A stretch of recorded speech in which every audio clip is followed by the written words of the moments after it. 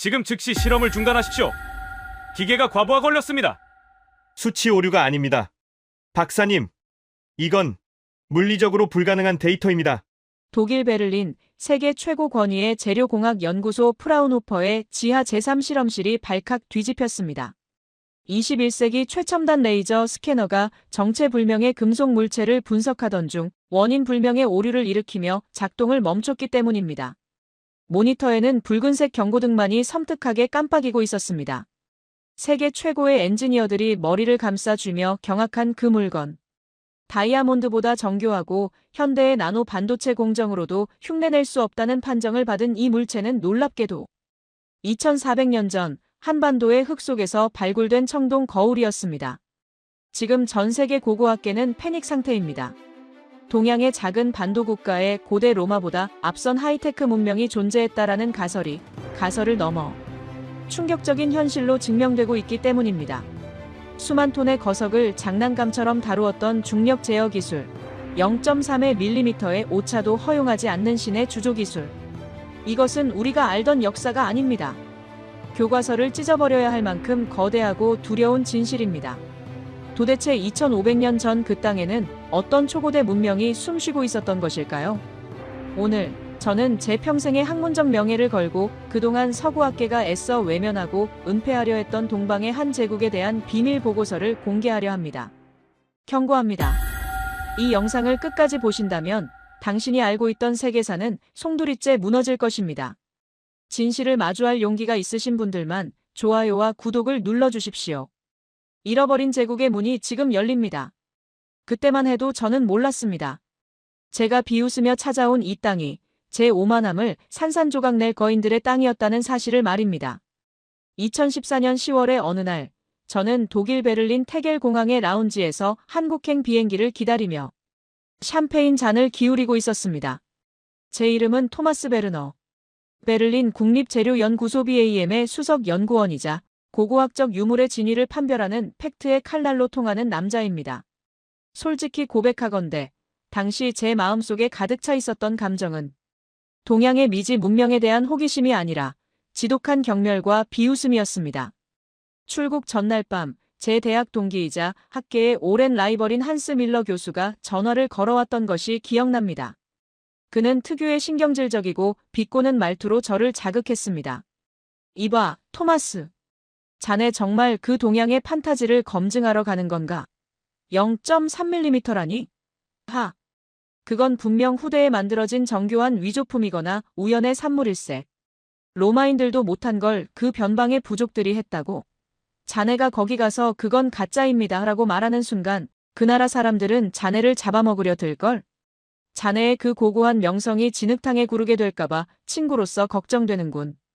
저는 샴페인을 들이키며 밀러의 말을 곱씹었습니다. 그의 말이 틀린 건 아니었습니다. 한국의 국립문화재연구소로부터 받은 이메일 내용은 삼류 판타지 소설 같았습니다. 기원전 25세기에 현대 나노공학 수준의 세공기술이 존재했다. 중장비 없이 100톤에 가까운 거석을 다루는 토목 기술이 있었다. 저는 코웃음을 쳤습니다. 유럽의 로마나 그리스, 이집트 문명조차 도달하지 못했던 기술을 아시아에, 그것도 중국의 변방이라 여겨졌던 작은 반도 국가가 보유했었다니. 이것은 분명 민족주의에 취한 학자들의 허황된 망상일 것이라고 확신했습니다. 저는 그들의 거짓말을 과학적으로 낱낱이 밝혀내 다시는 밀러 같은 녀석들이 비웃지 못하게 만들겠다는 오만한 사명감을 안고 비행기에 올랐습니다. 인천공항에 도착했을 때 하늘은 마치 제 오만함을 꼬집기라도 하듯 억수 같은 비를 퍼붓고 있었습니다. 잿빛 하늘에서는 천둥이 쳤고 습한 공기가 폐부 깊숙이 들어왔습니다. 마중 나온 한국인 연구원 김 박사는 저의 굳은 표정을 읽었는지 별다른 환영 인사도 없이 저를 검은색 SUV에 태웠습니다. 호텔로 가는 겁니까? 제가 퉁명스럽게 묻자 김 박사는 핸들을 꽉 쥐며 짧게 답했습니다. 아니요, 교수님. 박물관의 유리진열장 안에 있는 죽은 유물은 교수님의 의심을 거두기에 부족할 겁니다. 우리는 진짜 현장으로 갑니다. 차는 빗물을 튀기며 도심을 벗어나 더 북쪽으로 향했습니다. 회색빛 건물들이 사라지고 짙은 안개에 쌓인 숲과 거친 들판이 나타나기 시작했습니다. 강화도의 구불구불한 산길을 오르는 동안 차체는 덜컹거렸고 빗줄기는 더욱 거세져 앞이 보이지 않을 지경이었습니다. 비좁은 차 안, 눅눅한 가죽 시트 냄새, 그리고 말없는 가이드. 모든 것이 최악이었습니다. 마침내 차가 멈춰선 곳은 바퀴가 반쯤 잠길 정도로 진흙탕이 된 산비탈이었습니다. 내리시죠. 교수님이 직접 눈으로 확인하셔야 할 것이 저 위에 있습니다. 김 박사의 말에 저는 마지못해 우산을 펴들고 차에서 내렸습니다. 질퍽이는 진흙이 이탈리아제 구두를 더럽혔고 차가운 빗방울이 코트 자락을 적셨습니다. 도대체 뭘 보여주겠다는 거야? 투덜거리며 미끄러운 언덕을 올랐을 때 안개가 걷히며 거대한 실루엣 하나가 제 시야를 가로막았습니다. 그 순간 저는 저도 모르게 쥐고 있던 우산을 놓칠 뻔했습니다. 그것은 압도적인 공포였습니다. 높이 2.6m, 덮개돌의 길이만 7m가 넘는 마치 태초의 거인이 하늘에서 던져놓은 듯한 거대한 바위 덩어리가 폭우 속에서 검은 위용을 뽐내며 서 있었습니다. 사진으로 보던 것과는 차원이 달랐습니다. 그 거대함은 단순한 크기의 문제가 아니었습니다. 저를 짓누르는 듯한 엄청난 질량의 압박감이었습니다.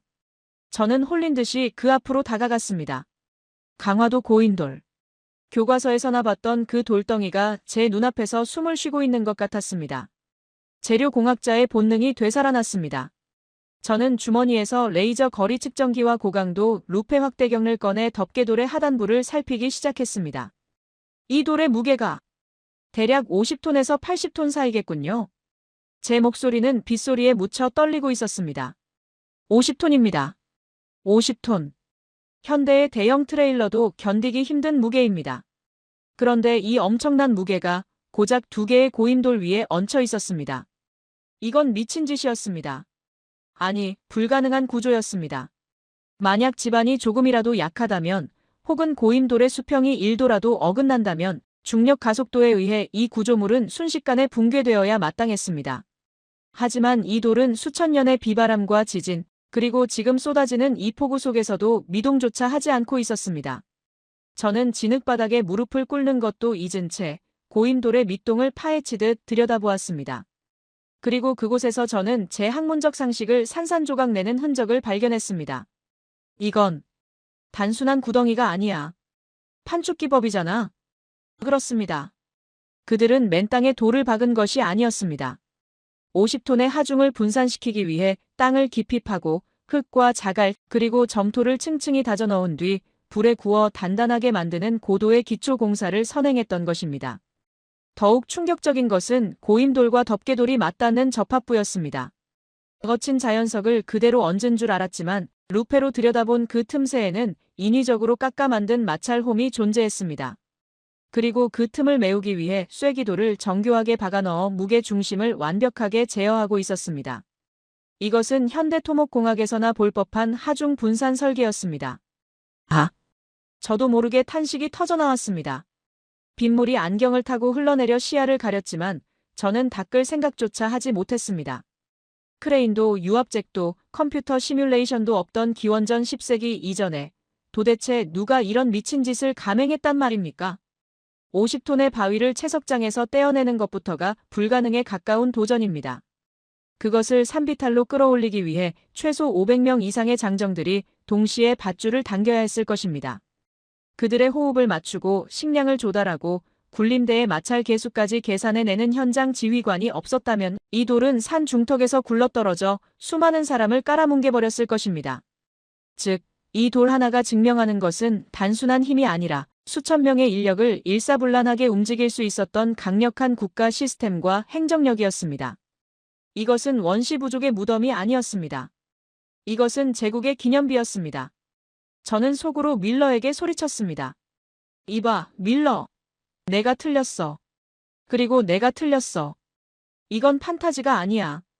내가 로마의 대리석 조각상에 감탄하고 있을 때 이들은 거친 자연석을 이용해 중력을 거스르고 있었어. 우리가 무지했던 거야. 빗줄기는 점점 더 굵어졌지만 저는 자리에서 일어날 수 없었습니다. 비에 젖은 제 코트는 무거웠지만 제 머릿속은 뜨겁게 달아오르고 있었습니다. 제가 그동안 서양 중심의 사고방식으로 재단해왔던 문명의 기준이 얼마나 협소했는지를 뼈저리게 느끼고 있었기 때문입니다. 마치 저를 내려다보며 이제야 내 진가를 알아보겠느냐라고 꼬집는 듯한 그 거대한 침묵 앞에서 저는 처음으로 고개를 숙였습니다. 그때 뒤에서 우산을 받쳐들고 있던 김 박사가 조용히 입을 열었습니다. 교수님, 놀라시기엔 아직 이릅니다. 이 고인돌은 그저 껍데기일 뿐이니까요.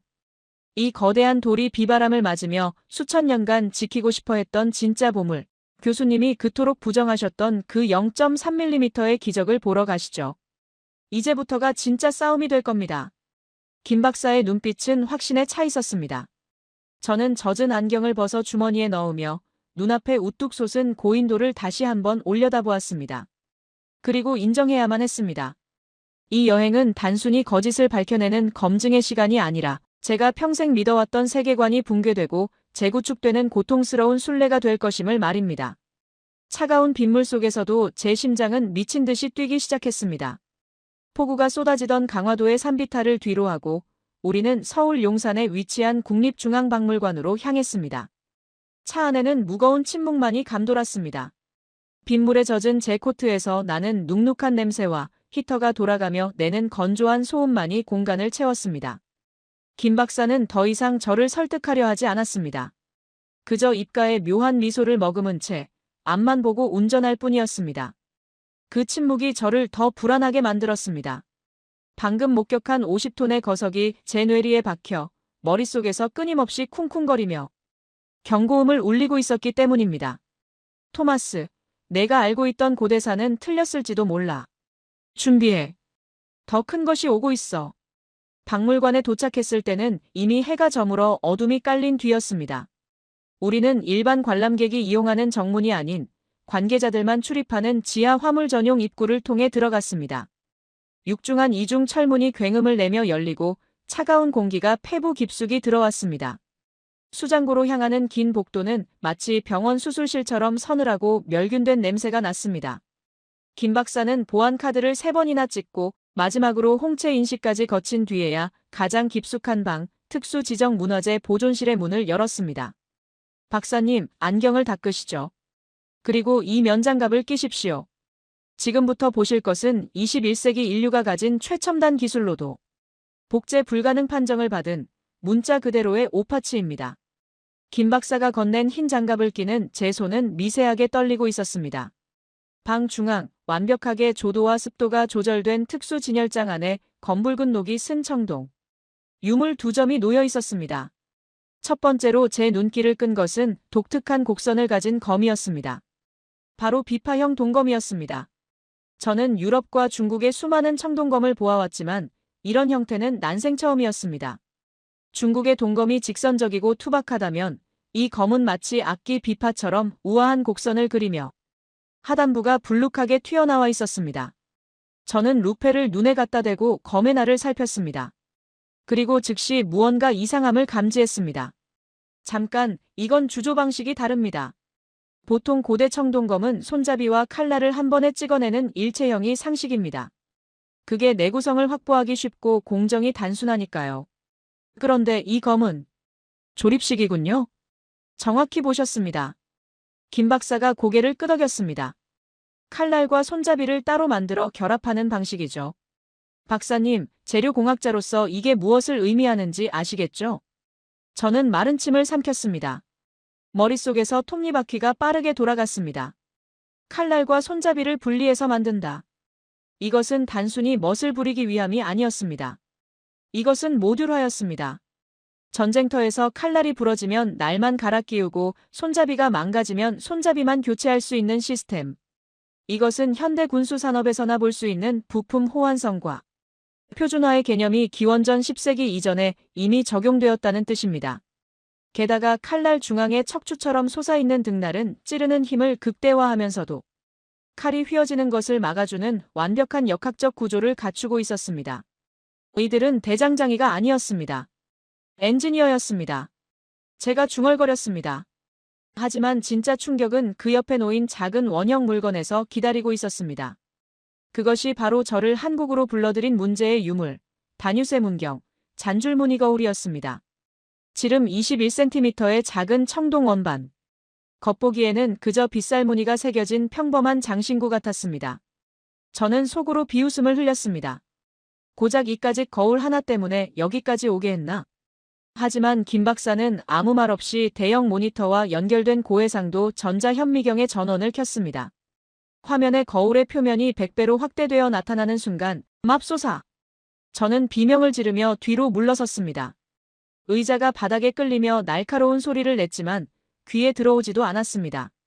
모니터 속 세상은 미친 광기의 집합체였습니다. 그 좁은 원판 안에 육안으로는 보이지도 않던 미세한 선들이 거대한 우주처럼 펼쳐져 있었습니다. 선 하나의 굵기는 머리카락 굵기의 3분의 1 수준인 0.3mm. 선과 선 사이의 간격 또한 0.3mm로 일정했습니다. 그 얇은 선들이 무려 13,000개나 빼곡하게 단 한 치의 오차도 없이 동심원을 그리며 얽혀 있었습니다. 더욱 경악스러운 것은 선의 깊이였습니다. 0.06mm. 종이 한 장 두께보다 얇은 깊이로 일정하게 파여 있었습니다. 이게 말이 됩니까? 컴퓨터도 없던 시절에? 확대경도 없던 시절에? 저는 떨리는 손으로 모니터를 가리켰습니다. 박사님, 이건 사람이 손으로 그린 게 아닙니다. 콤파스를 썼다고 칩시다. 하지만 13,000번을 돌리는 동안 중심축이 단 한 번도 흔들리지 않았다고요. 진흙 거푸집에 이 얇은 선을 새기다가 한 번이라도 손이 미끄러지면 전체를 망치는데 수정도 불가능한 공정을 성공시켰다고요. 이건 확률적으로 불가능합니다. 그 순간 저는 현미경 모니터 속의 그 기하학적인 선들 속으로 빨려 들어가는 듯한 현기증을 느꼈습니다. 그리고 제 눈앞에 믿을 수 없는 환영이 펼쳐지기 시작했습니다. 시공간이 뒤틀리며 저는 2400년 전 고조선의 어느 뜨거운 대장간 한가운데 서 있었습니다. 숨이 막힐 듯한 열기, 수치 타오르는 냄새. 그 한가운데에 이름 모를 장인 한 명이 앉아 있습니다. 그는 상의를 탈의한 채 가부좌를 틀고 앉아 있습니다. 그의 온몸은 땀으로 번들거리지만 그는 땀을 닦을 생각조차 하지 않습니다. 그의 손에는 머리카락보다 얇은 침이 들려 있습니다. 그는 지금 진흙으로 빚은 거푸집 위에 선을 긋고 있습니다. 그의 눈빛은 인간의 것이 아닙니다. 광기서린 집착, 아니 신과 접신한 듯한 무아지경의 상태입니다. 그는 호흡을 멈춥니다. 심장이 뛰는 미세한 진동조차 손끝에 오차를 만들 수 있기 때문입니다. 그는 자신의 생명을 깎아 거푸집에 불어넣고 있습니다. 한 줄, 또 한 줄. 13,000번의 빗질. 한 번이라도 실수가 용납되지 않는 극한의 수행. 옆에서 제자가 물을 건네려 하지만 그는 눈짓으로 거절합니다. 이 작업이 끝날 때까지 그는 먹지도 마시지도 자지도 않을 기세입니다. 이윽고 끓는 쇳물이 준비됩니다. 이것은 가장 위험한 순간입니다. 구리와 주석의 합금. 주석 함량이 높을수록 빛은 잘 반사하지만 금속은 유리처럼 깨지기 쉬워집니다. 쇳물이 식는 속도, 거푸집의 온도, 붓는 각도. 이 모든 변수가 완벽하게 맞아떨어져야만 쇳물은 0.3mm의 미세한 틈새로 파고들 수 있습니다. 치익! 하얀 증기와 함께 쇳물이 주입됩니다. 장인은 기도를 올리듯 눈을 감습니다. 이것은 과학이자 신과의 도박입니다. 잠시 후 거푸집이 깨지고 은백색의 빛이 쏟아져 나옵니다. 성공입니다. 기포 하나 없는 완벽한 표면. 장인은 그제야 참았던 숨을 몰아쉬며 바닥에 쓰러집니다. 헉! 저는 거친 숨을 몰아쉬며 현실로 돌아왔습니다. 등줄기는 식은땀으로 젖어 있었습니다. 제가 보고 있는 이 차가운 금속 원반은 2400년 전. 그 이름 모를 장인이 목숨을 걸고 남긴 영혼의 결정체였습니다. 김 박사는 멍하니 서 있는 저에게 다가와 차분하게 설명했습니다. 30년 전 한국 최고의 주물장인들과 공학자들이 모여 이 거울을 현대기술로 복원하는 프로젝트를 진행했습니다. 결과가 어땠을 것 같습니까? 전멸이었습니다.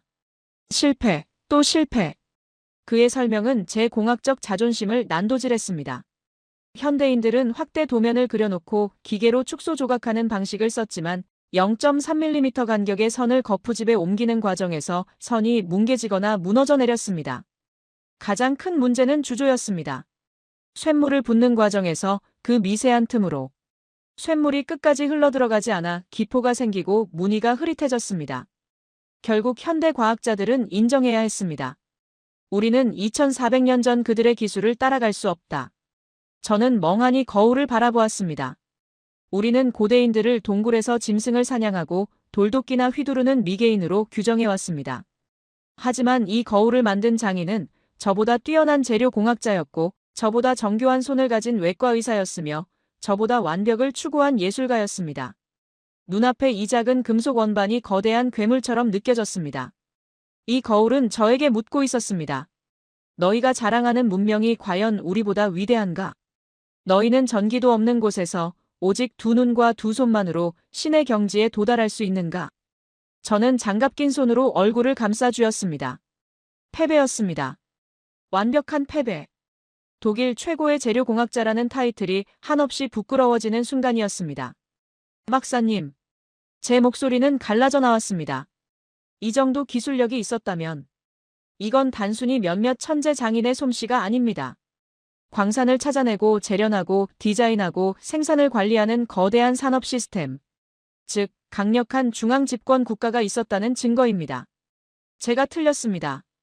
이 땅에는 로마보다 정교하고 이집트보다 신비로운 제국이 있었습니다. 김 박사는 아무 말 없이 제 어깨에 손을 올렸습니다. 그의 눈빛은 이제야 진실을 마주했군요라고 말하고 있었습니다. 하지만 이것은 끝이 아니었습니다. 교수님, 이제 충격을 좀 진정시키시죠. 이 거울을 만든 사람들이 지배했던 땅, 그 영토의 크기를 확인한다면 아마 오늘 밤잠은 다 주무신 걸 겁니다. 지도를 보러 가시죠. 박물관 수장고의 차가운 공기 속에서도 저는 식은땀을 흘리고 있었습니다. 0.3mm의 선들이 제 머릿속을 맴돌며 춤을 추고 있었습니다. 도대체 이 괴물 같은 기술을 가진 자들은 어디까지 뻗어나갔던 것일까요? 한반도라는 작은 그릇에 담기에는 너무나 거대한 그들의 흔적을 쫓아 저는 비틀거리는 걸음으로 김 박사를 따라 나섰습니다. 박물관을 나와 호텔로 돌아온 시각은 새벽 3시가 훌쩍 넘어가고 있었습니다. 몸은 물먹은 솜처럼 무거웠지만 정신은 그 어느 때보다 날카롭게 깨어 있었습니다. 창밖에는 서울의 밤비가 그치고 도시의 불빛이 아른거렸지만 제 귀에는 2400년 전의 거친 바람소리와 말발굽 소리가 환청처럼 들려오고 있었습니다. 저는 룸서비스로 시킨 식은 커피를 단숨에 들이키고 김 박사가 건네준 두툼한 자료집과 지도를 책상 위에 넓게 펼쳤습니다. 김 박사가 헤어지기 전 남긴 말이 뇌리에서 떠나지 않았기 때문입니다. 박사님, 오파츠라는 말을 아시죠? 오늘 보신 그 거울과 검은 단순한 유물이 아닙니다. 그 시대를 초월해버린 기술이자 그 기술을 가능케 했던 거대 시스템의 증거입니다. 저는 떨리는 손으로 가방에서 붉은색 플러스펜을 꺼냈습니다. 그리고 오늘 박물관에서 확인했던 비파형 동검과 고인돌이 출토된 지역들을 지도 위에 하나하나 점으로 찍어 연결해 보았습니다. 그들이 가진 0.3mm의 기술력이 이토록 엄청났다면 그들의 영향력이 미쳤던 땅의 크기 또한 결코 작지 않았을 것이라는 가설을 검증해야만 했습니다. 사각사각. 펜촉이 종이 위를 달리는 소리만이 적막한 방안을 채웠습니다. 한반도 남쪽 끝 해남에서 시작된 붉은 점들은 전라도와 경상도를 지나 충청도와 경기도를 거쳐 북쪽 평양으로 거침없이 뻗어 올라갔습니다. 그리고 압록강을 건너는 순간 제 손의 움직임은 빨라지기 시작했습니다. 설마 여기까지? 붉은 선은 현재의 국경선인 압록강과 두만강을 비웃기라도 하듯 훌쩍 뛰어넘었습니다. 그리고 중국의 요동반도를 거대한 뱀처럼 휘감아 돌더니 광활한 만주 벌판 깊숙한 곳까지 뻗어나갔습니다. 러시아의 연해주 일부 지역까지 붉은 점들이 찍히기 시작했을 때 저는 펜을 떨어뜨리고 자리에서 벌떡 일어났습니다. 말도 안 돼. 이건 서유럽 전체보다 더 거대하잖아. 유럽인인 저에게 한국은 늘 중국과 일본이라는 강대국 사이에 낀 작은 반도 국가였습니다. 하지만 지도 위에 드러난 이 고대 제국의 영토는 독일, 프랑스, 영국을 모두 합친 것보다 더 광활했습니다. 이것은 단순한 부족 연맹체의 영역이 아니었습니다. 명백한 제국의 영토였습니다. 저는 즉시 노트북을 열어 중국 요령성과 만주 지역의 발굴 보고서를 검색했습니다. 그리고 모니터 화면 가득 떠오른 사진 한 장에 숨을 멈췄습니다. 중국 요동지방의 계주 석풍산 계주 고인돌. 해발 수백 미터의 험준한 산 정상에 제가 강화도 빗속에서 보았던 것보다 더 거대하고 웅장한 탁자식 고인돌이 우뚝 솟아 있었습니다. 덮개돌의 길이만 8.6m. 무게는 수십 톤. 그 거대한 화강암 덩어리가 하늘을 떠받치듯 서 있었습니다. 생각해 보십시오. 평지에서 50톤의 돌을 옮기는 것도 기적입니다. 하물며 이 무거운 돌을 끌고 가파른 산비탈을 올라 정상까지 운반했다. 이것은 현대의 중장비로도 결코 쉽지 않은 난공사입니다. 최소 수천 명의 인력을 동원하고 그들에게 식량을 조달하며 불만을 통제할 수 있는 강력한 리더십. 산 정상에 저런 거대한 랜드마크를 세울 수 있었던 존재는 단순한 촌장이 아니었습니다. 그는 수십만의 백성을 호령하던 절대 권력자, 즉 황제였습니다. 하지만 단순히 영토만 넓었던 것이 아닙니다. 문헌 자료를 뒤지던 저는 등골이 서늘해지는 기록을 발견했습니다. 기원전 4세기 중국 전국시대의 강자였던 연나라의 기록인 위략이었습니다. 조선이 강성해져서 왕을 칭하고 연나라를 공격하려 하니 연나라 역시 장성을 쌓고 방비했다. 저는 책상을 탁 하고 내리쳤습니다. 이거였어. 중국이 그토록 자랑하는 만리장성, 그 시작이 흉노족 때문만이 아니었어. 바로 이 조선이라는 나라가 두려워서였어. 서구 역사학계에서 만리장성은 흔히 북방 유목민을 막기 위한 것으로 알려져 있습니다. 하지만 당시 지도를 놓고 보면 연나라가 쌓았던 장성의 동쪽 끝은 정확히 고조선을 겨냥하고 있습니다. 춘추전국 시대라는 양육강식의 정글 속에서 감히 중원의 강대국인 연나라를 상대로 선제 공격을 계획할 수 있었던 나라. 그리고 그 위협이 너무나 실질적이라 연나라가 막대한 국력을 소모해가며 거대한 성벽을 쌓아 막아야만 했던 나라. 고조선은 당시 동북아시아의 군사적 밸런스를 쥐고 흔들던 슈퍼파워였습니다. 그 힘의 원천은 무엇이었을까요? 단순히 싸움을 잘해서였을까요? 아닙니다. 저는 지도 위에 표시된 붉은 선들이 단순한 국경선이 아니라 거대한 경제 혈관임을 깨달았습니다. 중국의 옛 경제서적관자에는 제나라 환공이 관중에게 묻기를 조선의 문피호랑이, 표범 가죽을 수입하여 값을 치르자고 했다는 내용이 나옵니다. 그 순간 저는 잠시 눈을 감고 기원전 5세기 고조선의 항구 도시로 상상의 나래를 펼쳤습니다. 지루한 역사책의 글자들이 살아 움직이며 제 눈앞에 생생한 풍경을 만들어냈습니다. 짠 내나는 바닷바람과 시끌벅적한 소음이 귓가를 때립니다. 이곳은 지금의 요동반도 혹은 평양 어딘가에 위치한 고조선의 국제무역항입니다. 항구에는 멀리 제나라 산동 반도와 연나라에서 온 거대한 무역선들이 깃발을 펄럭이며 닻을 내리고 있습니다. 배에서 내린 중국 상인들은 짐꾼들을 재촉하며 비단과 화폐명 도전을 내리고 대신 고조선의 특산품을 신느라 분주합니다. 시장 골목에서는 다양한 언어가 뒤섞여 마치 고대의 바벨탑을 보는 듯합니다. 이봐, 이번에 들어온 조선산 호랑이 가죽은 어디 있소? 우리 제나라 귀족들이 그 가죽을 구하지 못해 안달이란 말이오. 줄을 서시오. 이번 물량은 이미 예약이 끝났소. 주막에서는 고조선의 상인들이 중국 상인들과 술잔을 기울이며 흥정을 합니다. 고조선의 상인들은 여유가 넘칩니다. 칼자루를 쥐고 있는 것은 그들이기 때문입니다. 그들은 당시 최고의 전략 물자였던 모피와 청동의 공급망을 쥐고 있었습니다. 특히 시장 한복판, 가장 화려한 전시대에 놓인 물건 앞에서 사람들은 넋을 잃고 서 있습니다. 바로 비파형 동검입니다. 햇빛을 받아 황금빛으로 번쩍이는 그 우아한 곡선. 이 검은 단순한 무기가 아니오. 우리 조선의 기술이 집약된 예술품이지. 이걸 차지 않고서는 어디 가서 대장부 대접받기 힘들 거요. 중국의 군벌들도 만주의 족장들도 이 검을 구하기 위해 앞다퉈 돈을 지불합니다. 이 검을 찾다는 것은 곧 당대 최고의 선진국인 고조선과 연결되어 있음을 과시하는 최고의 명품이자 신분증이었으니까요. 저는 눈을 떴습니다. 심장이 두근거렸습니다. 이것이 바로 고대판 한류, K-웨이브이자 동북아 무역 허브로서의 고조선의 위상이었습니다. 재료공학자인 저를 더욱 전율케 한 것은 청동 카르텔의 가능성이었습니다. 청동의 핵심 재료인 주석은 고대 세계에서 매우 희귀한 자원이었습니다.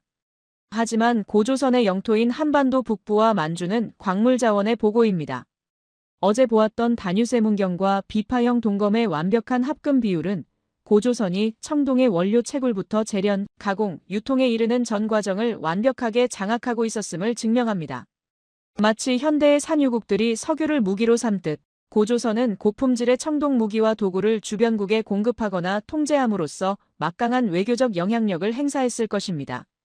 그들은 칼만 잘 쓰는 야만인이 아니라 계산기를 두드릴 줄 아는 노련한 국제 무역상이자 경영자였습니다. 문화적 통일성 또한 놀랍습니다. 이 광활한 영토 어디에서나 발견되는 미송리형 토기. 중국의 것과는 확연히 다른 손잡이가 달린 이 독특한 항아리는 압록강 너머 만주 사람들과 한강 유역의 사람들이 같은 음식을 먹고 같은 생활 양식을 공유했다는 움직일 수 없는 증거입니다. 그들은 언어와 문화 그리고 피를 나눈 거대한 운명 공동체였습니다. 새벽 4시 저는 창가에 서서 비 그친 서울의 새벽 풍경을 바라보았습니다. 멀리 한강 다리 위를 달리는 차들의 불빛이 보였습니다. 좁은 국토, 자원 하나 없는 이 나라가 어떻게 반도체와 조선업, 자동차 산업으로 세계 1위를 다투는 저력을 발휘할 수 있었는지 이제야 그 수수께끼가 풀리는 기분이었습니다. 너희는 원래 대륙을 경영하던 민족이었구나. 지금 한국인들의 혈관 속에는 2500년 전 만주의 거친 바람을 맞으며 말을 달리고 거대한 바위를 떡 주무르듯 다루며 청동 네트워크로 동북아 경제를 지배했던 그 제국의 DNA가 여전히 펄펄 끓고 있었던 것입니다. 그들은 갑자기 튀어나온 돌연변이가 아니라 수천 년을 이어온 엔지니어이자 경영자의 피를 물려받은 적통 후계자들이었습니다. 군사대국이자 경제대국 그리고 기술대국이었던 고조선. 그들은 무력이 아닌 시스템으로 동북아시아를 지배했습니다. 하지만 이렇게 완벽해 보이는 제국에도 아킬레스건은 있었을까요? 아니, 오히려 그들은 이 거대한 부와 힘을 유지하기 위해 더 치밀한 내부 통제 시스템을 갖춰야만 했을 것입니다. 내일 제가 확인하게 될 하늘을 읽는 기술은 바로 그 내부 결속을 위한 지배층의 필사적인 노력이자 백성을 향한 따뜻한 과학이었음을 이때는 미처 짐작하지 못했습니다. 다음 날 아침 김 박사는 충혈된 눈으로 로비에 나타난 저를 데리고 서울 근교의 고대 천문학 연구센터로 향했습니다. 차 안에서 그는 제게 의미심장한 말을 건넸습니다. 교수님, 어젯밤 확인하신 제국의 거대한 영토와 경제력이 고조선의 하드웨어였다면 오늘 확인하실 것은 그 거구를 움직이게 했던 소프트웨어, 즉 그들의 과학과 철학입니다. 진짜 감동은 여기서부터 시작되죠. 연구센터의 문을 열고 들어서자 칠판과 성도별자리 지도가 가득한 방 한가운데에 평안남도에서 발견된 한 고인돌의 덮개돌 표면을 그대로 떠낸 거대한 탁본이 걸려 있었습니다. 교수님, 이 구멍들이 무엇으로 보이십니까? 저는 안경을 고쳐 쓰고 탁본을 자세히 들여다보았습니다. 거친 바위 표면에 크고 작은 구멍들이 불규칙하게 뚫려 있었습니다. 언뜻 보기에는 그저 오랜 세월 비바람에 깎인 풍화 흔적이거나 아이들이 돌멩이를 던져 생긴 장난 자국 같았습니다. 글쎄요. 불규칙한 자연 침식 흔적 아닙니까? 제 대답에 김 박사는 말없이 투명한 필름 한 장을 탁본 위에 겹쳐 놓았습니다. 그 순간 제 입에서는 저도 모르게 탄식이 터져 나왔습니다. 맙소사. 바위 위에 그 무질서해 보이던 구멍들은 필름 위에 그려진 현대의 별자리와 소름 끼치도록 정확하게 일치했습니다. 가장 크고 깊게 파인 구멍들은 북두칠성이었고 그 주변으로 30여 개의 별자리가 밤하늘의 은하수처럼 펼쳐져 있었습니다. 이것은 천문도군요. 단순히 밤하늘이 예뻐서 그린 그림이 아니었습니다. 별의 밝기에 따라 구멍의 크기와 깊이를 다르게 조절한 디테일은 소름이 돋을 정도였습니다. 컴퓨터 시뮬레이션 결과 이 별자리의 배치는 기원전 2500년경. 고조선 영토의 위도에서 관측된 밤하늘을 정확히 묘사하고 있었습니다. 저는 그 탁본 앞에서 눈을 감았습니다. 그러자 제 눈앞에 4500년 전의 차가운 겨울밤이 펼쳐졌습니다. 칼날 같은 만주의 바람이 휘몰아치는 칠흑 같은 밤입니다. 모든 백성이 잠든 시각, 고조선의 천문관은 홀로 높은 제단 위에 올라서 있습니다. 그는 두꺼운 가죽옷을 입었지만 살을 내는 추위는 뼛속까지 파고듭니다. 하지만 그는 꼼짝하지 않습니다. 그의 눈은 밤하늘의 별을 쫓고 그의 언손은 정과 망치를 쥐고 있습니다. 챙, 챙. 차가운 돌을 쪼는 소리가 밤 공기를 가릅니다. 손가락의 감각이 없어진 지 오래지만 그는 멈출 수 없습니다. 내가 이 별의 위치를 놓치면 내년 농사를 망친다. 내가 기록을 실수하면 수만 명의 백성이 굶어 죽는다. 그에게 천문 관측은 낭만이 아니었습니다. 그것은 생존을 위한 처절한 사투였습니다. 왕의 권위를 세우기 위함이 아니라 봄의 씨. 뿌릴 시기를 알지 못해 불안해하는 농부들에게 정확한 때를 알려주기 위한 지배층의 무거운 책임감이었습니다. 교수님, 고대 사회에서 별자리를 읽는다는 것은 곧 시간을 지배한다는 뜻입니다. 지배층은 이 고급 정보를 독점하지 않았습니다. 그들은 마을 사람들이 매일 오가며 볼 수 있는 거대한 고인돌, 뚜껑돌 위에 이 지식을 새겨 넣어 공유했습니다. 김 박사의 설명에 저는 가슴이 먹먹해졌습니다. 이것은 거대한 공공시계이자 백성을 널리 이롭게 하려는 고도의 복지 시스템이었습니다. 차가운 돌구멍들 속에서 저는 0.3mm 청동 거울보다 더 뜨거운 인본주의를 느꼈습니다. 우리의 대화는 자연스럽게 그들이 살았던 도시의 모습으로 이어졌습니다. 박사님, 이토록 발달한 천문학과 청동기술을 가진 사람들이 과연 지풀로 엮은 움집에서 추위에 떨며 살았을까요? 김 박사가 보여준 고조선의 주거지 발굴 자료는 저의 서구적 편견을 또 한 번 박살냈습니다. 그곳에는 인류 남방 역사의 혁명이라 불리는 구들, 즉 초기 형태의 온돌 시스템이 존재했습니다. 당시 로마의 귀족들을 생각해 보십시오. 그들은 겨울이면 추위를 피하기 위해 차가운 대리석 바닥 위에서 두꺼운 토가를 겹쳐 입거나 연기 나는 화로 앞에서 불을 쬐는 것이 고작이었습니다. 실내에서도 입김이 나오는 생활이었죠. 하지만 동시대의 고조선 사람들은 전혀 다른 차원의 삶을 살고 있었습니다. 기원전 10세기의 어느 눈 내리는 아침. 고조선의 한 가정집입니다. 바깥은 영하 20도를 오르내리는 혹한이지만 집 안으로 들어서면 훈훈한 열기가 감돕니다. 아궁이에서 지핀 불의 열기가 방바닥 밑에 통로고래를 지나며 방 전체를 데우는 복사열 난방 덕분입니다. 아이들은 얇은 옷을 입고 따뜻한 아랫목에 배를 깔고 누워놉니다. 어머니는 미송리형 토기에 김이 모락모락 나는 밥을 담아냅니다. 가족들은 신발을 벗고 맨발로 따뜻한 바닥을 디디며 하루의 피로를 녹입니다. 이것은 단순한 생존을 넘어선 높은 수준의 주거 문명입니다. 연력학의 원리를 이해하고 건축에 적용한 이 따뜻한 엔지니어링이야말로 고조선이 만주의 혹독한 추위를 이겨내고 거대한 제국을 건설할 수 있었던 비결이었습니다. 그 풍요로운 삶을 뒷받침한 것은 역시 농업혁명이었습니다. 박물관 진열장에 놓인 후치라는 나무쟁기. 제가 재료공학자의 눈으로 각도를 분석해보니 이것은 단순한 막대기가 아니었습니다. 땅을 깊게 갈아엎어 흙 속에 공기를 불어넣고 잡초 뿌리를 끊어버리는데 최적화된 각도. 지렛대의 원리를 완벽하게 이용한 하이테크 농기구였습니다. 더욱 놀라운 것은 농경문 청동기에 새겨진 그림이었습니다. 따비로 밭을 가는 사람 아래로 선명하게 그려진 이랑과 고랑. 물 빠짐을 좋게 하고 작물 생산량을 극대화하는 이 농법은 서양에서는 중세시대에나 보급된 기술입니다. 울산 유적에서 발견된 대규모 논과 수로 시설은 그들이 이미 물기를 자유자재로 다루는 토목, 공학을 갖추고 있었음을 보여줍니다. 풍부한 잉여 농산물은 인구를 폭발적으로 증가시켰을 겁니다. 그 넘쳐나는 노동력이 있었기에 수만 개의 고인돌을 세우고 전문적인 장인 집단을 길러내 0.3mm의 청동 거울을 만들 수 있었던 것이죠. 마지막으로 제 눈길을 끈 것은 부서진 수레바퀴 파편이었습니다. 복원된 크기는 지름 1.6m. 성인 남자의 키만 한 거대한 바퀴였습니다. 좁은 산길이나 다니던 사람들은 이런 큰 바퀴가 필요 없습니다. 이것은 고조선의 마차 2대가 교행할 수 있는 잘 닦인 포장도로가 존재했음을 암시합니다. 상상해 보십시오. 거대한 바퀴가 달린 수레들이 꼬리에 꼬리를 물고 도로를 질주합니다. 수레에는 만주의 모피와 고품질 청동기가 가득 실려 있고 이들은 항구로 이동해 중국과 전 세계로 수출됩니다. 이것은 고대판 아우토반이었습니다. 고인돌의 별자리부터 따뜻한 온돌방, 그리고 대륙을 가로지르는 무역로까지. 제가 목격한 고조선은 차가운 금속의 나라가 아니었습니다. 그들은 하늘을 읽어 때를 알고 땅을 덮여 사람을 품고 길을 닦아 세상과 소통했던 입체적인 문명국가였습니다.